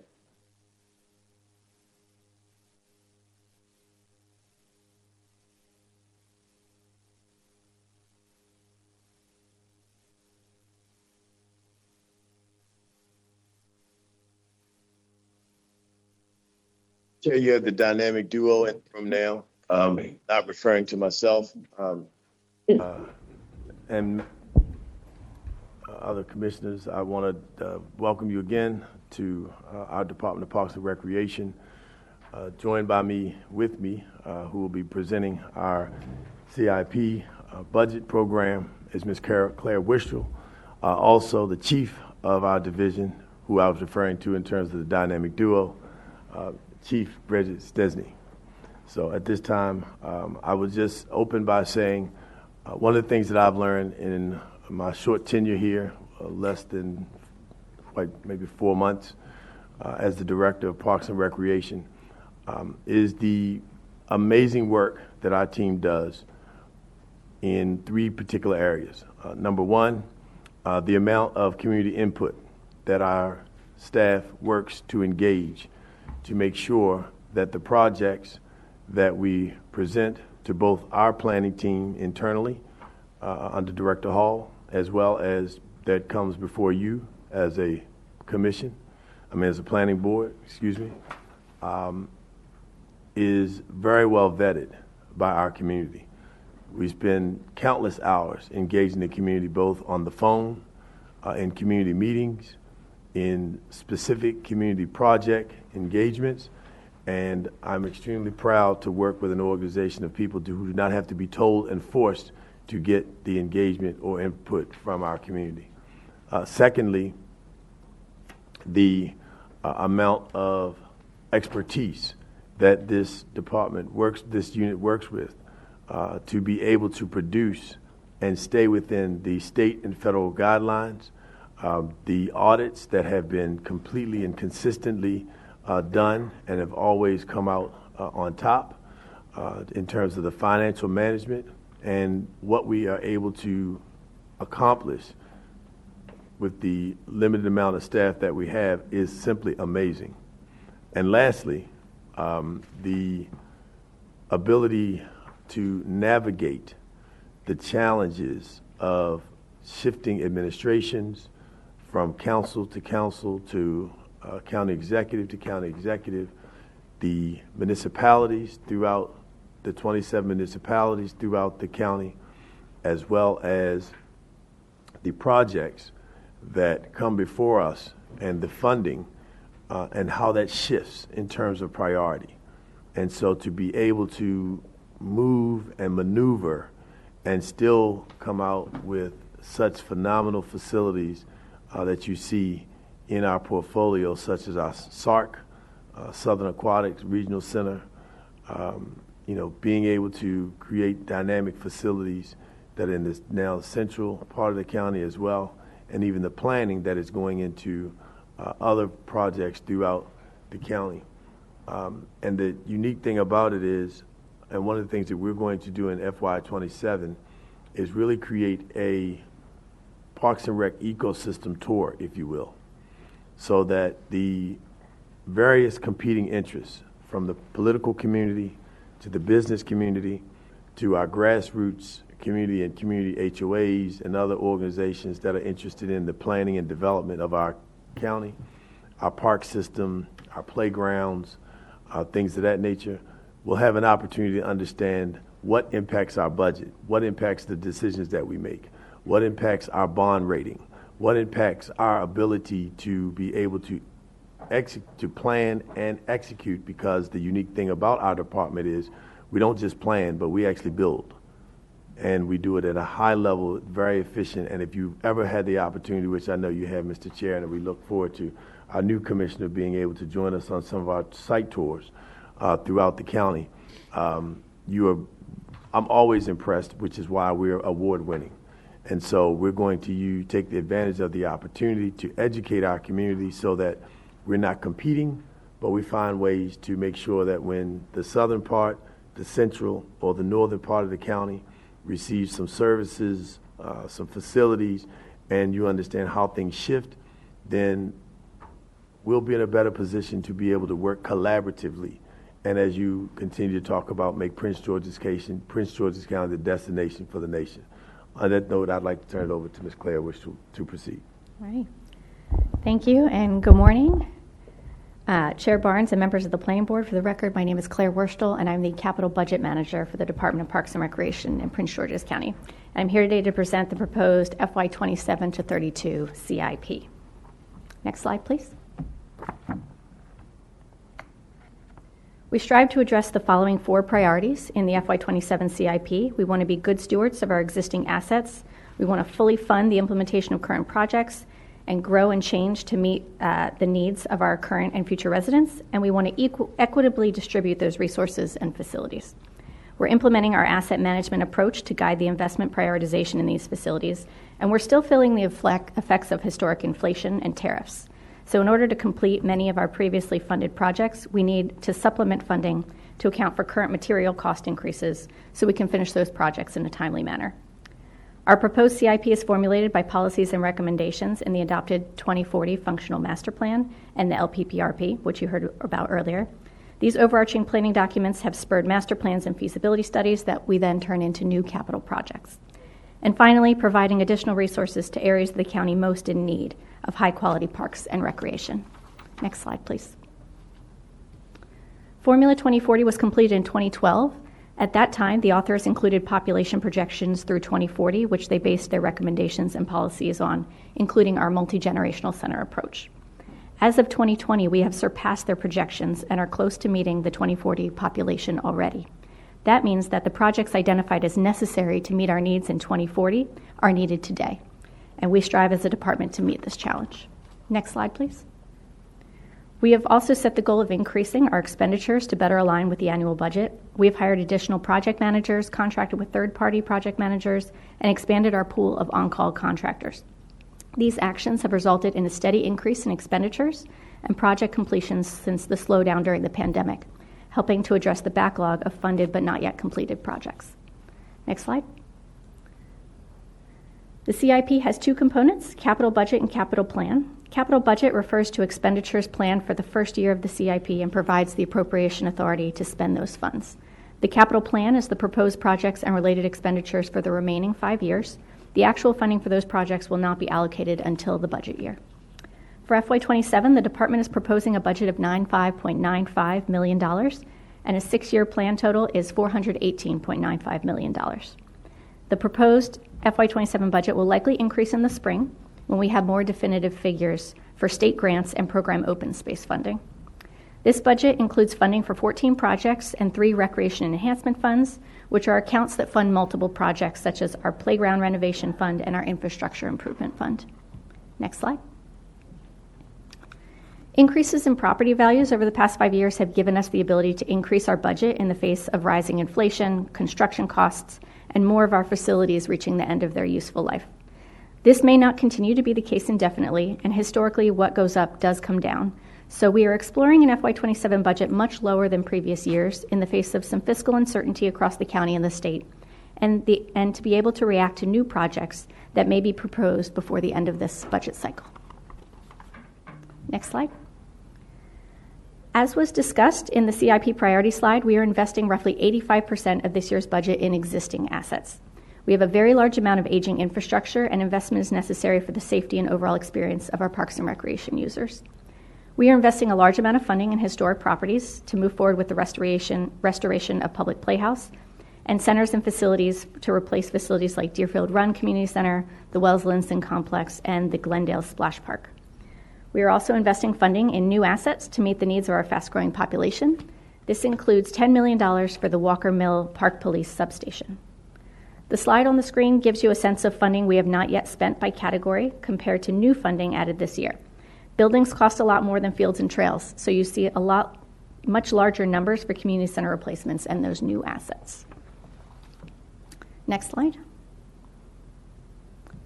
It is very important to us to have equity across the county for CIP projects. While we do not have equality in projects by council district, we do have considerable equity of projects across the county. As part of the 2022 LPPRP, we worked with the state of Maryland to develop this park equity map. 18% of the projects across the 12-year span, and that's 6 years into the past and 6 years into the future, are in low equity areas, and 37% of projects are in medium to low equity areas. That's more than half of the CIP projects and corresponds to the dark and light green areas on the map. This year, we have set a goal for equity based on population in those areas, telling us that we need to increase both the number and value of projects in both our high and low equity areas over the next few years. Next slide. Before we conclude, I'd like to highlight some of the exciting projects that received funding this year. We will be implementing the new Park Building Capital Investment Strategy by funding the replacement of the Bradbury Park Building and the Ardmore Park Building. We're implementing part of our golf master plan with improvements at the Henson Creek Golf Course. We'll be delivering a new and improved first-class aquatic facility at the Glendale Splash Park. We're planning and designing new facilities at Wells Linson, at both the pool and the ice rink, Prince George's Stadium, Showplace Arena, and the Dinosaur Park. We continue to restore the vast number of historic homes and buildings throughout the county with large capital investment for Public Playhouse and many more projects. Next slide. In conclusion, staff recommends approval of the FY27 to 32 proposed CIP for submittal to the County Executive and the County Council. And this concludes the presentation, and I'll take any questions if you have them. Are there any questions from the No, I'm planning? glad to see Wells is in the CIP. Remember, I guess for the past 6 or 7 years at our budget meetings, they always ask for walls. So, and it's so popular. So thank you. That's Yeah. That's a favorite of Bridget's. okay. Perseverance. Yeah. Being that there are no other questions, is there a motion? Yeah, Mr. Chair, I make a motion to approve the staff recommendation for the fiscal year 27, fiscal year 32 proposed CIP. Chair, I move the motion. I move the motion as presented. Motion has been moved by Vice Chair Giraldo and second by Commissioner Okoye. I would now call the roll. Vice Chair Giraldo, Vote aye. Commissioner Okoye, I vote aye. and I vote aye as well. Great job, team. Thank you. We will now move forward to the consent agenda. Consent agenda item 4D, final plats of subdivision 5-24125 and 5-24129. Is there anyone who wishes to oppose the staff's recommendation on the consent agenda? And is there a motion? Mr. Chair, after consideration of the record for item numbers 4D, I move adoption of the staff findings for approval of the items on the consent agenda in accordance with the recommendation of staff. I second the motion. Chair. The motion has been motioned by Vice Chair Giraldo and second by Commissioner Okoye. I will now call the roll. Vice Chair Giraldo, Vote aye. Commissioner Okoye, Vote aye. and I vote aye as well. We will now move on to the regular agenda items. The first item on the agenda is item 5 and 6, companion items. Detailed site plan and departure from design standards DSP 24015 Fairview and DDS-24005 Fairview. We will now hear from Ms. Sun. Morning, Mr. Chairman and members of the Planning Board. For the record, I am Meng Sun with the Urban Design Section. Item number 5 and 6 is Detailed Site Plan DSP-24015 and DDS-24005 for Fairview. The detailed site plan is for the development of 65 single-family attached dwelling units with associated infrastructure and amenities. The departure from design standards is for reduction of the standard for non-parallel parking space size from 9.5 feet by 19 feet to 9 feet by 18 feet. Staff find the proposed meets the findings of granting a departure as outlined on page 26 to 27 of the staff report. The application also has a companion alternative compliance application ACL-025-00110, which requires alternative locations of the private street trees for the requirement of Section 4.10 of the 2010 Landscape Manual. Staff find the alternative compliance proposal would provide an outcome equally effective as a full compliance with Section 4.10 if the caliper size of the proposed trees is increased as conditioned in the staff report. As a matter of housekeeping, staff received the applicant Exhibit 1 prior to Tuesday noon deadline. Staff and applicant further discussed the revised conditions and have come up with the following agreed upon language. The revised language reads as follows. Condition 1E now reads as, on sheet 15, label the options name of noise barriers included with this DSP. Provide a construction detail for each noise barrier or provide an alternative noise barrier, including construction details for review and approval by staff. Condition 1F now reads as, provide correspondence from the Maryland State Highway Administration for the modification of a shared bike lane along the property frontage of MD 704 Martin Luther King Jr. Highway, or as further modified by the operating agency. Condition 3A now reads as, prior to certification of the architecture plan set, the applicant and the applicant's heirs, successors, and assignees shall revise the architecture plan or provide additional information as follows. A, add a note on each 24-foot wide model, namely Patuxent, Regent, Royal, McPherson, and Everett, providing said units will be accessible for people with mobility disabilities. Based on evaluation and analysis, urban design staff recommend that the planning board adopt the findings of this report and approve detailed site plan DSP-24015, departure from design standards DDS-24005, alternative compliance ACL-2025-0010,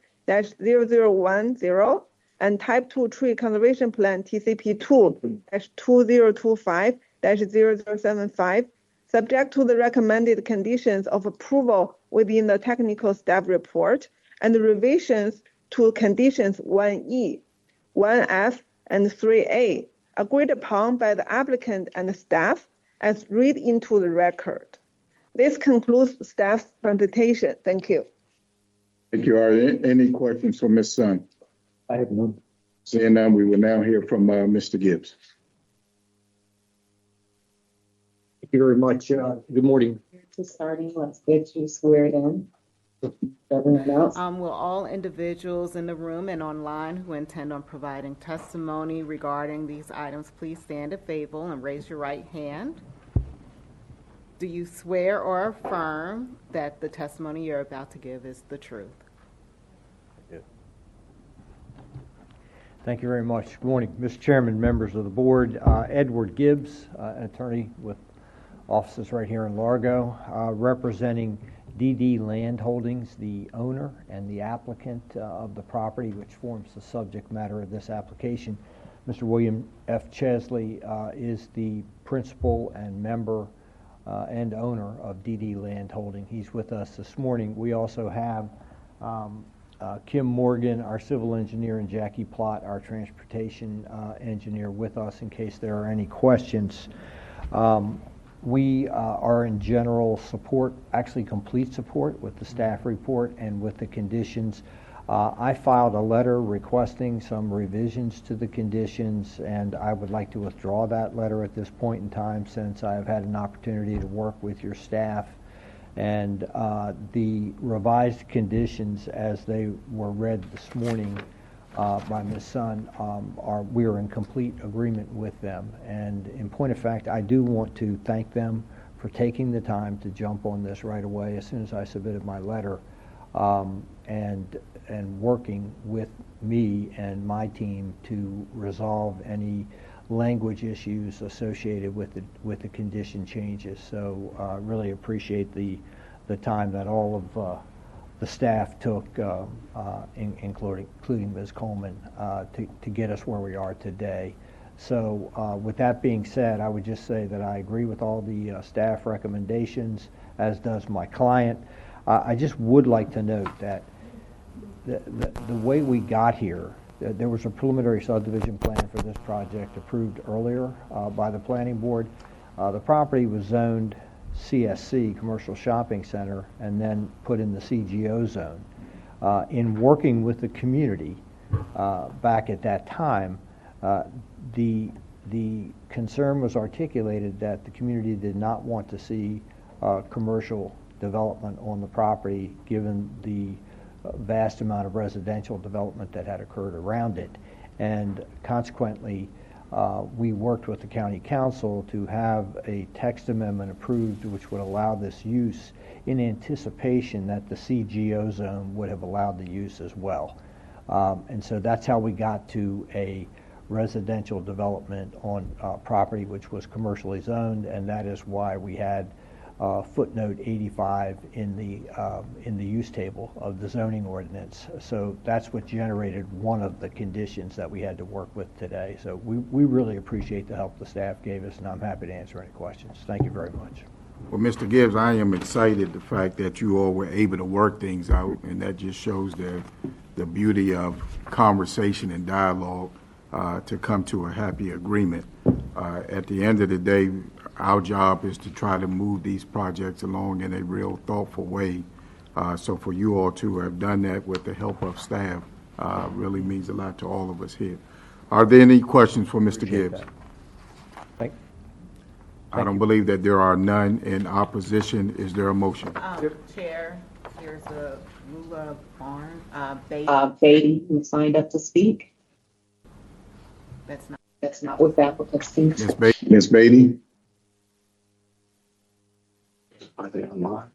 I would note, Mr. Chairman, that Ms. Beatty is with one of the two civic associations we have met with consistently through the processing of both preliminary subdivision plan and the detailed site plan, those being Carsondale and Woodfield Gardens Civic Associations. And I think she did sign up, but she signed up in support. Yeah, I believe she's online now. Ms. Beatty, are you there? Yes, can you hear me? Yes, ma'am. Can you confirm that You were sworn in? I can't. What did you say? Can you confirm that you were sworn in, ma'am? I can't confirm that. Okay. Do you swear or affirm that the testimony that you're about to give is the truth? Yes, I do. All right. You may proceed, Ms. Beatty. Thank you. Good morning, and thank you for allowing me to speak. I'm Lula Beatty, and I'm president of the Carsondale Civic Association, which Mr. Gibbs referenced. We are across the street from the proposed development, and I've lived here for about 46 years. We've been on a journey with Mr. Chesley and his representatives, and for a number of years now, we have seen and witnessed what he testified to in terms of the zoning that occurred. Our community was strongly opposed to the development of that land as a commercial space. Primarily, we wanted to preserve the green space and buffer it as it had done for years. And we were concerned about traffic and the major intersection and what it would, and we thought it was a dangerous kind of undertaking to take. We have been in conversation with Mr. Gibbs and Mr. Chesley over the years, and we've come to accept the proposed development as the best compromise for what goes here. In the length of time that I've been here, though, my neighbors and I have seen great changes in the traffic and parking situations. When I moved in, most homes only had about one car, maybe two, and that's moved to now to new families having 3 to 5. So our streets can't accommodate that. So we are really concerned about the accidents we've seen based on our lived and living experiences here. Those have been addressed in some ways, but I guess our fear is still there that we don't really agree with the traffic studies as traffic patterns are changing dramatically for us as Whitfield Chapel has become more of a connector road to some of the major development that has been alluded to that's surrounding us. So it's true, we're not opposing. We're hoping and trusting that the homes proposed will bring only joy and comfort to people in need of homes and who are able to afford good housing. But we still want to express, along with our approval or our agreement to go along with what's proposed, our strong continuing concern based on our experiences here and what we observe about the accidents we've seen and the almost accidents we've seen, and that we hope that will not get worse. And we're also hoping that we will be proven wrong and that there will not be that increase that we see and seem to experience every day. So again, we're not opposed, but we just wanted to be able to say that we do have concerns about the traffic and our increased frustration with what is already happening because we're in the midst, and you can see where we're located, we're in the midst of great development. But we do look forward to having neighbors, new neighbors, who we hope will grow to love their new community and will have the same past experience we've had with our thoughtful neighbors who are still concerned about the safety of our own lives and people who travel up and down that thoroughfare. Thank you. Thank you so much. Mr. Gibbs, did you have anything else to add? No, thank you, Chairman Barnes. Appreciate it. Being that there is no one in opposition, is there a motion? Yes, Mr. Chair, with respect to items 5 and 6, Fairview, I move that we adopt the findings of staff as detailed in the staff report and approve the departure from design standards DDS-24005, alternative compliance ACL-2025-0010, detailed site plan DSP 24015, and type 2 tree conservation plan TCP 2-2025-0075, subject to the conditions as outlined in the staff report and with further modification to conditions 1A, 1F, and 3A as read into the record by staff. Commissioner Geraldo? Yes. To just do a friendly correction, that is 1E. 1E, I'm sorry. 1A. And 1E. All right, so I second the motion. We have a motion by Vice Chair Giraldo and second by Commissioner Corrier. I will now call the roll. Vice Chair Giraldo. I vote aye. Commissioner Corrier. I vote aye. And I vote aye. Good job. Thank you very much. Next item on the agenda is item 7, specific site plan SDP-2504 Locust Hill. We will now hear from Ms. Sun. And good morning again, Mr. Chair and members of the Planning Board. For the record, my name is Meng San with Urban Design Section. Item number 7 on the agenda is specific design plan SDP-2504 for Locust Hill Phase 2.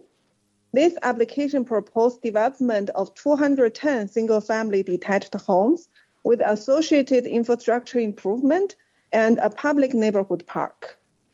As a matter of housekeeping, prior to December 2nd noon deadline, the applicant submitted 4 exhibits.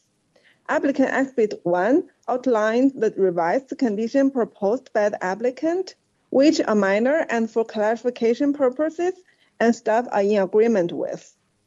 Applicant Exhibit 2 to 4 are the resumes of the applicant's expert representatives. Based on evaluation and analysis, Urban Design staff recommend that the Planning Board adopt the findings of this report and approve specific design plan SDP-2504 and Type 2 Tree Conservation Plan TCP 2-2025-0006 for Locust Hill Phase 2, subject to the recommended conditions of approval within the technical staff report and the revisions proposed by the applicant and agreed upon by staff in the applicant's Exhibit 1. This concludes staff's presentation. Thank you. Thank you. Are there any questions from the Planning Board? Seeing none, we will now hear from Mr. Antonetti. Morning, Mr. Chairman, members of the All persons intending on providing testimony in this matter, please stand and raise your right hand. Do you swear or affirm that the testimony you're about to give is the truth? Good morning, Mr. Chair, members of the Planning Board. For the record, Robert Antonetti of the law firm of Shipley & Horn. Pleased to be here before you today. Today with me is my Senior Land Planner, Mr. John Ferrante, and together we're pleased to represent the applicant on this case. Also, we have representatives of the development team. We have Mr. Mike German on behalf of the applicant. We have Ms. Dawn Jorgensen from ESE, the civil engineers for this project, and we have Mr. Mike Lenhart, traffic engineer for this project. First, I'd like to thank Ms. Sun for today's presentation, as well as Mr. Huang, who prepared the staff report. They work very well together. He's on a much deserved holiday, and Ms. Sun seamlessly picked up the application in his absence and has done a wonderful job. I just want to appreciate her efforts here today. This application, the board has I've seen applications from Locust Hill before. It is a luxury plan unit development, which has been on in the planning and entitlement stages since 2006. There are a long entitlement history, which I will not go through as part of this presentation today, but it is a project that is now moving towards phase 2. The board has approved phase 1 all the way through SDP. I'll remind you that phase 1 includes most of the private amenities for this project, which is a substantial clubhouse, pool, playgrounds, a private central green that's programmed with various elements, a dog park for large and small dogs with all the accustomed stations associated with a quality dog park, community garden, trails, miles of trails and sidewalks throughout this, incredibly well-positioned project, which is along Leland Road. Which, as part of this development, will be redeveloped and realigned to a master plan alignment, has been on the books for some time. In fact, our project has already permitted and bonded basically a $5 million realignment and improvement of Leland Road, which will include basically a whole new street section, a new location for most of the road, a 10-foot side path along it, really a high-quality transportation amenity to go along with the incredibly well-amenitized residential portions of this project. For phase 2 today, as you heard, this is including single-family detached only dwellings. The architecture for those dwellings were approved as part of an SDP for architecture, an umbrella architecture plan, which has been amended a few times. So the architectural types will come from that SDP. But overall, the lotting, street pattern, landscaping, lighting, all those details are in this SDP. Which is before you today. What is also before you today, as mentioned, I mentioned the private amenities as part of phase 1, which will serve this overall project, including phase 2.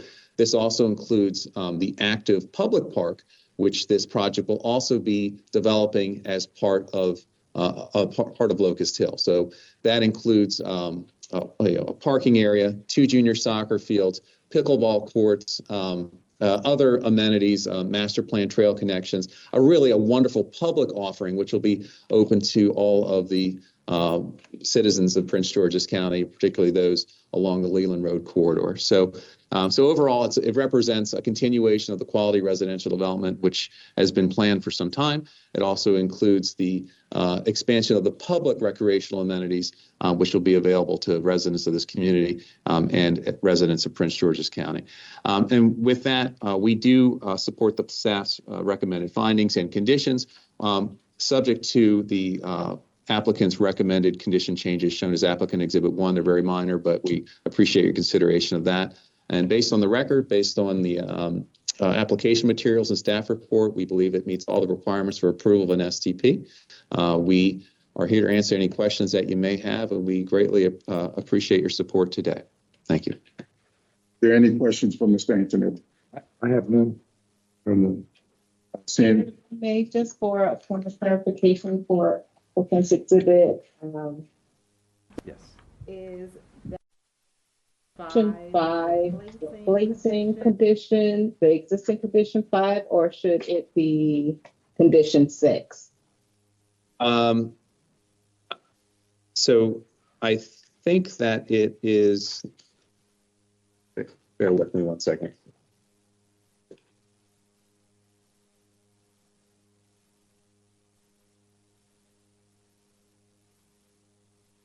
It is a new condition. Currently, the conditions in the staff report go to condition 4, so it would be entirely new.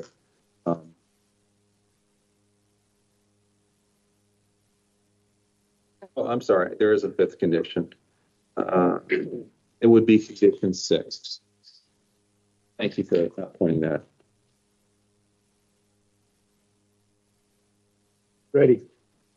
Mr. Chair, I move that we adopt the findings of staff as detailed in the staff report and approve specific design plan STP-2504 and Type 2 Tree Conservation Plan TCP-2025-0062, subject to the conditions outlined in staff's report, and is further modified by applicant's Exhibit 1, which would add a new condition 6.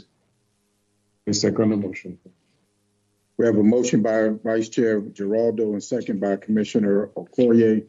I will now call the roll. Vice Chair Giraldo.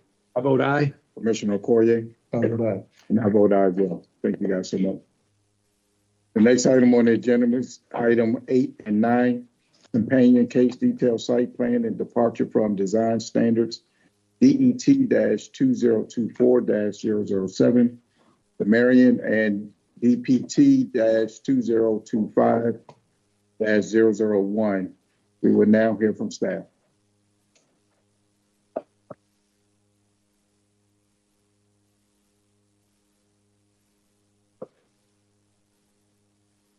Can you hear me? Or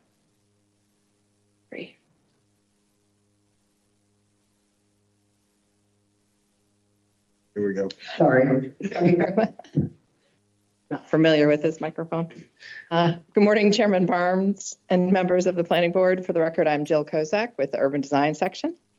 Item number 8 is detailed site plan DET 2024-007, which requests approval for the development of 405 multifamily dwelling units with associated infrastructure and amenities. The property is located in the northeast quadrant of the intersection of Hill Road and Maryland 214 Central Avenue, and is within the CGO and MIO zones. Companion to this application is alternative compliance ACL-2025-0005, which is for section 4.6, buffering development from streets, and section 4.8, building frontage landscape requirements of the 2018 landscape manual. This AZ request is detailed on pages 34 through 36 of the staff report. Item 9 is a companion minor departure from the standards in section 276903 to allow a building length greater than the maximum 250 feet, which is analyzed on pages 25 through 28 of the staff report. As a matter of housekeeping, prior to the noon deadline on December 2nd, the applicant submitted 8 exhibits. The first is an exhibit of revised condition, which staff agrees with, except for the deletion of condition 4. Instead of deletion, staff recommends revised language for condition 4, which addresses the zoning ordinance requirements and the applicant's concerns as outlined in applicant's exhibit 2. I will now read the revised condition 4 language into the record. And it is staff's understanding that the applicant is in agreement with this language, but they can confirm. So the revised condition 4 would read as follows. Any easements allowing for pedestrian and bicycle cross access required to comply with sections 27-6207B3 and 27-6208B3 of the Prince George's County zoning ordinance, as may be amended from time to time, shall be reviewed and approved by the Development Review Division of the Prince George's County Planning Department and be fully executed prior to issuance of the first building permit for the project. The easement shall include the rights of the Prince George's County Planning Board and shall be recorded in the Prince George's County land records. Again, that would be the proposed revised language for condition 4 instead of deletion. Moving on, applicant's exhibit 3 is a list of their community outreach efforts, and exhibit 8 are notes from a November 2025 meeting with the Peppermill Village Civic Association. Applicant exhibits 4 through 7 include plan sheets and architectural elevations that show minor modifications to the parking, lighting, and the architecture relative to conditions 1G and the applicant proposed condition 1N. Staff supports the revisions to the site plan and architectural elevations. With that, urban design staff recommends the planning board adopt the findings of the report and approve detailed site plan DET 2024-007, minor departure DPT-2025-0001, alternative compliance ACL-2025-0005, and Type 2 Tree Conservation Plan, TCP 2-2025-0067, subject to the recommended conditions of approval within the technical staff report, as revised by applicant's Exhibit 1, except for Condition 4, which shall not be deleted, but instead amended as staff read into the record today. Staff will make associated changes to finding 3DA on pages 5 and 16 relative to the revised Condition 4 language. This concludes staff's presentation. Are there any questions for Ms. Kozak? So, just one. So I understand, And record is clear. Staff is in agreement with applicant's exhibit number 1, with the exception of condition 4. Is that right? Yes, correct. Instead of being deleted, it would be replaced with the revised language. As you read into the record. And so there's also a revision to the findings as well. Yes, finding 3DA on pages 15 and 16 Okay. be adjusted. With that, I have no further questions. Thank you. We will now hear from Mr. Tedesco, but before you get started, if I can get you sworn in.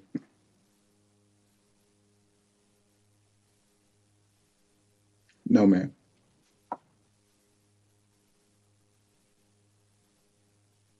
Right.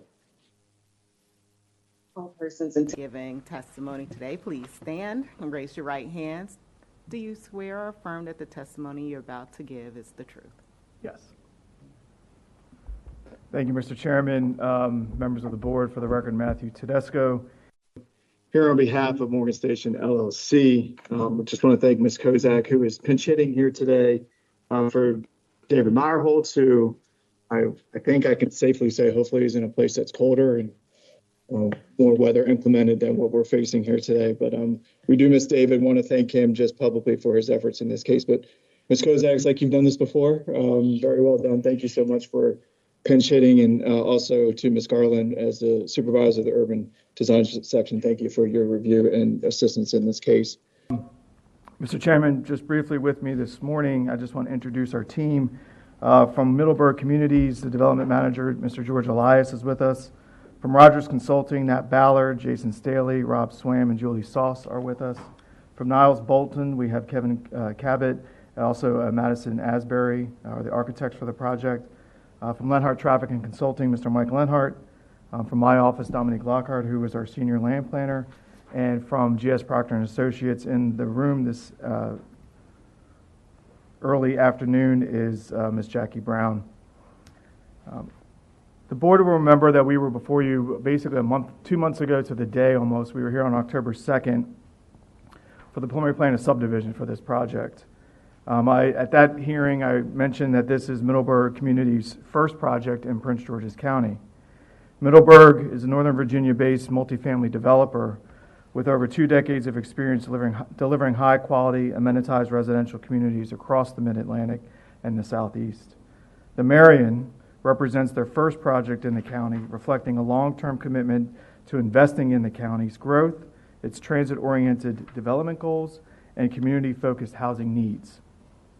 The company is vertically integrated, managing every phase of the development lifecycle, including site acquisition, planning and design, construction, financing, property management, and long-term operations.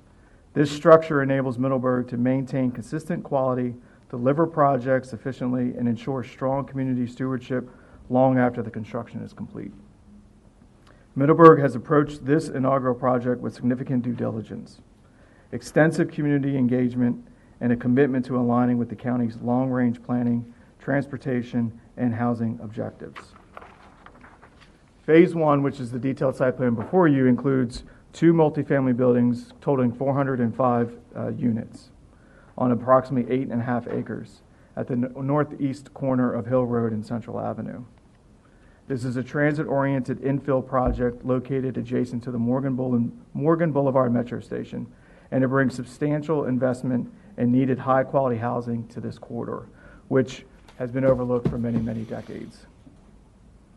The proposed development meets all applicable development standards of the CGO zone as outlined in your staff report, and the architectural design meets or exceeds the community design objectives of the master plan, the high-quality facade materials that include masonry, fiber cement, and a modern color palette. We did provide exhibits into the additional backup. Just if you would indulge me, I want to go through the architectural elevations. We provided very high-quality three-dimensional elevations at the time of acceptance. After the SDRC meeting, staff had made recommendations with respect to the tower features at the 2 corners of each of the buildings. Those were addressed and submitted. After that, and as recently as this week, additional improvements and enhancements and embellishments of the architecture was requested by staff. And what you have in your additional backup are slides that the Niles Bolton team put together just on Monday to address staff's concerns, primarily at the southeast and southwest corner tower features of the building. These improvements and embellishments include brick coursing to provide breaks and visual depth to the building, soldier course brick between the windows at all levels, vaulted loft windows to allow more light into the units, a cornice at the main level, and a parapet that significantly sits higher than the roof line itself, and cantilever canopies at the upper levels that wrap the corners of those 2 towers. These enhancements have been accepted by staff and in satisfaction of condition 1G. I mentioned at the October 2nd hearing the significant outreach with the help of the GS Proctor team and myself that undertook in this application. Those are outlined in applicant's exhibit that span the course of more than almost 2 years at this point. Those engagements began in May of last year. The development team held or attended more than 12.5 community meetings, stakeholder groups, including the Central Coalition, the Greater 202 Coalition, Millwood Community Association, Peppermill Village Association, Civic Association, and many individual meetings with homeowners and residents. The applicant incorporated community feedback into both the architectural design and the transportation features now reflected on the plan. We appreciate that collaboration and remain committed to ongoing dialogue as this project proceeds. In addition, we were asked to provide written responses to community questions for the Peppermill Village Civic Association, which is also in your backup. Finally, we did submit written testimony in support of the request to delete condition 4. Although we would submit on that, I do, and we are prepared nevertheless to accept staff's recommendation to revise condition 4 instead of delete condition 4. We are in agreement with Ms. Kozak's representation and what she read into the record with respect to new condition 4. With that, Mr. Chairman, we would submit, incorporate, and adopt as further testimony or justification statement. We thank staff for its review. We've spent a lot of time working with staff for particularly the last couple of weeks, including the holiday last week, to get to this point this afternoon, and I want to thank them publicly for those efforts. I want to thank my client for his efforts and the architectural team for their efforts in listening to staff and responding favorably and creating a workable solution before you and avoiding us having to argue about a bunch of stuff this morning. So with that, Mr. Chairman, we thank you. We would respectfully request your approval of these applications, both agendas items 8 and 9 as recommended by staff, as further modified by applicant's Exhibit 1, saving condition 4, which was read into the record by Ms. Kozak, which we are in agreement with. And happy to answer any questions. Wait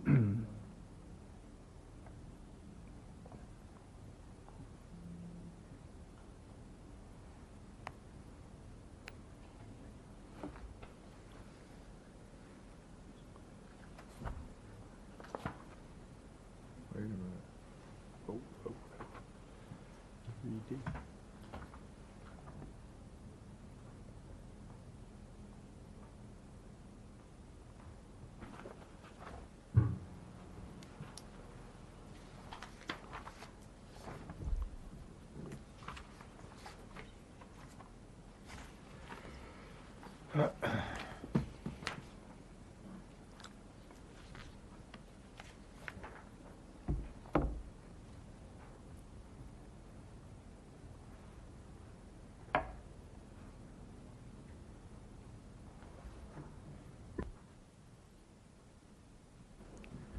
tell you, Mr. Tedesco, you bring a lot of attention.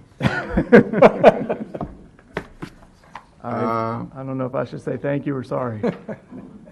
No, I think that staff has brought to my attention that you mentioned that GS Proctor is part of your team, but I just want to also note that GS Proctor is also a consultant with parking planning. And I know that he has a representative from his office in this hearing. And I want to make sure that going forward that we separate the two,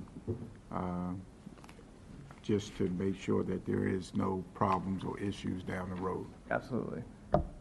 Are there any questions for Mr. Tedesco? Seeing none, is there a motion?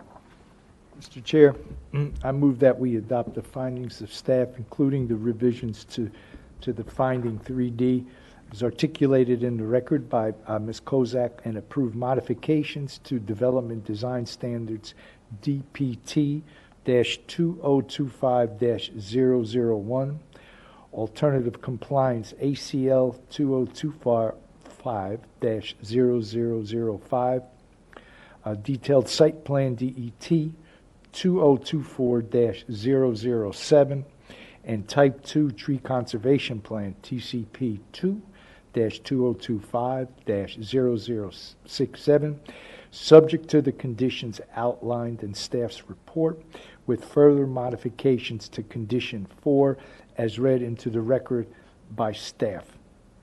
I second the motion. We have a motion by Vice Chair Giraldo and second by Commissioner Okoye. Commissioner Giraldo, did you also mention that it's going to be modified by applicant's 3D? Exhibit 1? Applicant's Exhibit 1? Applicant's Exhibit 1. With the exception of the deletion of Condition 4, which Would- will be modified as read into the record. Stand corrected. I do. Yes. We have a motion by Vice Chair Giraldo and second by Commissioner Corrier. I will now call the roll. Vice Chair Giraldo, Vote aye. Commissioner Corrier, I vote aye. and I vote aye as well. Thank you all so much. We will now move on to the next agenda item, item number 10, Countywide Planning Division MRF-2025-004, Outpatient Replacement Facility. We will now hear from Mr. Ryan.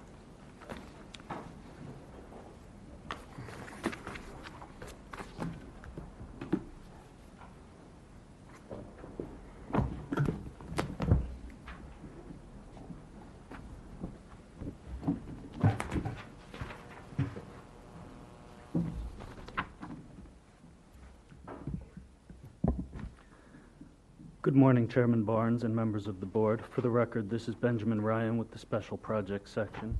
Before the board today is mandatory referral MRF 2025-004, outpatient facility replacement at 9001 Edmonston Road. This project proposes exterior and interior renovations to accommodate multiple Prince George's County Health Department divisions in an existing office building. Next slide, please. This project is located in Council District 4 and Planning Area 67. The site falls within the established communities policy area. Next slide, please. Site vicinity map shows the site, which totals approximately 3 acres. The site fronts on Edmonston Road along its western border and along Kenilworth Avenue along its eastern border. Not shown on the site vicinity map, the Greenbelt Metro Station is approximately 0.8 miles northwest of the site. Next slide, please. The site is zoned CGO, Commercial and General Office. Next slide, please. The aerial map shows the site and existing office building outlined in red. The site was acquired by Prince George's County in 2023. Next slide, please. The site is located within the Middle Potomac watershed. Next slide, please. This slide shows the master plan right-of-way. As previously mentioned, the site is bound by Edmonston Road to the west and Kenilworth Avenue to the east. The site can only be accessed along Edmonston Road. An existing exit ramp is provided, which allows motorists to depart directly onto Kenilworth Avenue. Next slide, please. This project seeks a full building renovation in the anticipation of 12 Prince George's County Health Department divisions being centrally located at the site. The health department divisions that are planned to be located at the site include behavioral health, dental, tuberculosis, healthy beginnings, immunizations, women and infant care, HIV and AIDS program, reproductive health, STI surveillance and protection, CDC, health and wellness, and one additional health department division that has yet to be determined. Next slide, please. Exterior renovations include a new drop-off area, ADA-compliant parking, new building canopies, EV charging stations, improved pedestrian facilities, and a reconfiguration of the parking area to meet stormwater management standards. Next slide, please. Interior renovations include a new medical laboratory, conference and amenity spaces, storage areas, and interior fit-outs specific to each health department division. Next slide, please. Notification mailings were sent by staff on September 3rd to all adjacent property owners, registered community associations, and municipalities. Staff have had extensive correspondence with the City of Greenbelt planning staff throughout this project. The Greenbelt City Council reviewed the proposal at its July 14th meeting. Staff is in agreement with the recommendations and areas of concern highlighted by the City of Greenbelt. Next slide, please. The site plan shows the site with parking located along all sides of the building. As previously mentioned, access to the site is provided along Edmonston Road. Also visible is an exit ramp located to the east of the parking area, which leads motorists directly to Kenilworth Avenue. Next slide, please. Staff recommendations include updating all site plans to include a parking chart, as well as wayfinding signage assemblies for both incoming and departing drivers. Next slide, please. Additional staff recommendations include providing a detailed signage submission, altering site lighting in areas that have shown to be deficient, providing a lighting plan, as well as widening the sidewalk along Edmonston Road to accommodate a shared use path. Next slide, please. Lastly, staff recommendations include an ADA-compliant curb ramp and associated crosswalk along the northeast portion of the building, which provides pedestrian movement from the parking lot to the building. Staff also recommend inverted U-style bike racks and continued coordination with the City of Greenbelt, DPWT, DPI, and Maryland SHA regarding the recommendations of the traffic impact study. This concludes staff presentation. Are there any questions for Mr. Ryan? I have none. Seeing none, we will now hear from Mr. Troxler. Troxler.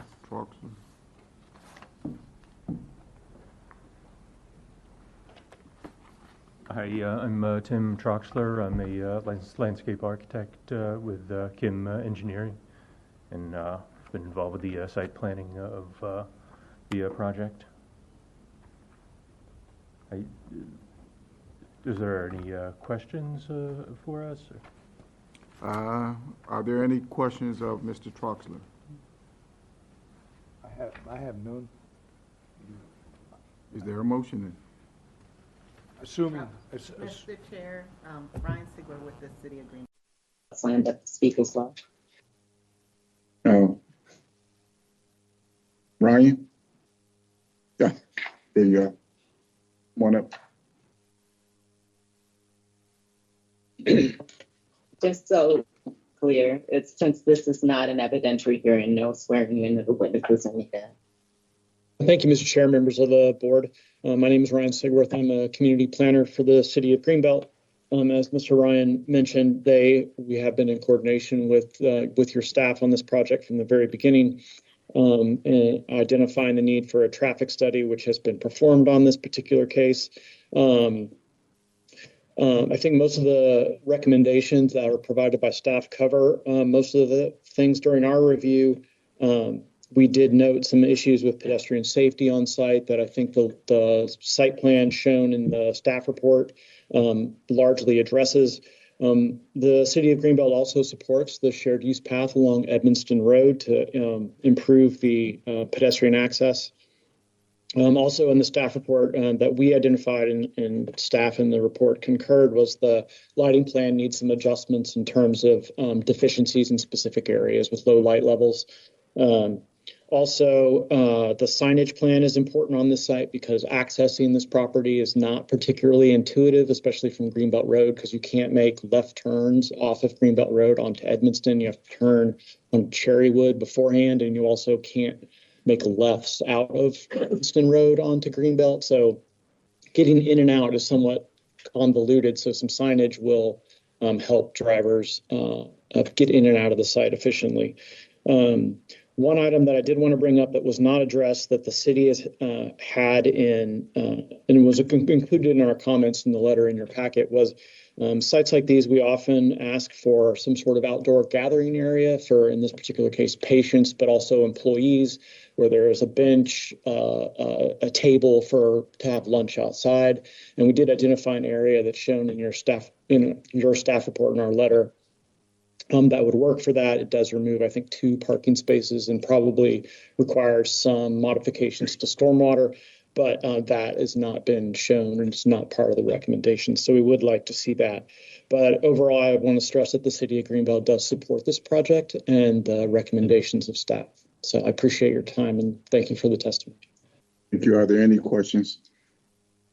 So have you consulted with the engineer to see whether or not the recommendation that you're seeking could be implemented?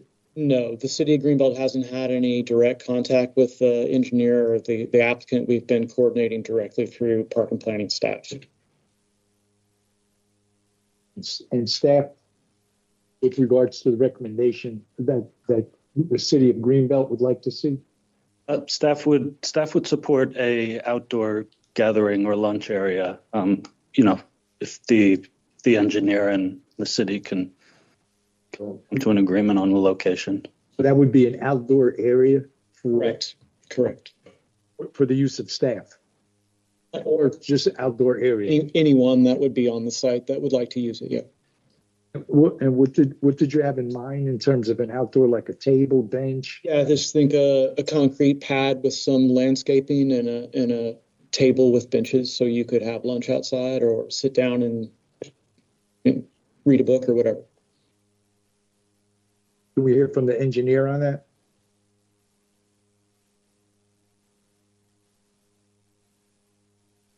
We don't see any technical obstacles to doing that.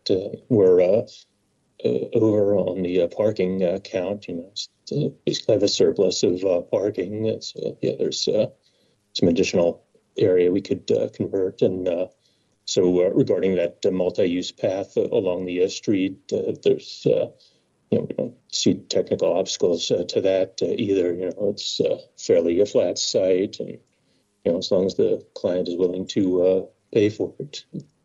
So that we could add that as a recommendation, and you would work with the city of Greenbelt in terms of seeing what they had in mind? Yes, it's okay for us to interact with them. Yeah, that's fine. That's collaboration is the way to go. Okay. So, Mr. Chair, in view of that, I move that we approve the recommendations of staff, as well as another recommendation of an outdoor concrete pad, which can be worked on by staff and City of Greenbelt and the engineer, and transmit the comments to the applicant. Second motion. Been properly moved and second. I will now call the roll. Vice Chair Giraldo. I vote aye. Commissioner Okoye. I vote aye. And I vote aye as well. Thank you so much. We will now move on to the next agenda item, item number 11, Countywide Planning Division MR-2025-0002, Palmer Corner Telecom Tower Replacement. Mr. Ryan. Again, good morning, Chairman Barnes and members of the board. For the record, this is Benjamin Ryan with the Special Projects section. Before the board today is mandatory referral MRF 2025-0002 Palmer's Corner Telecom Tower Replacement.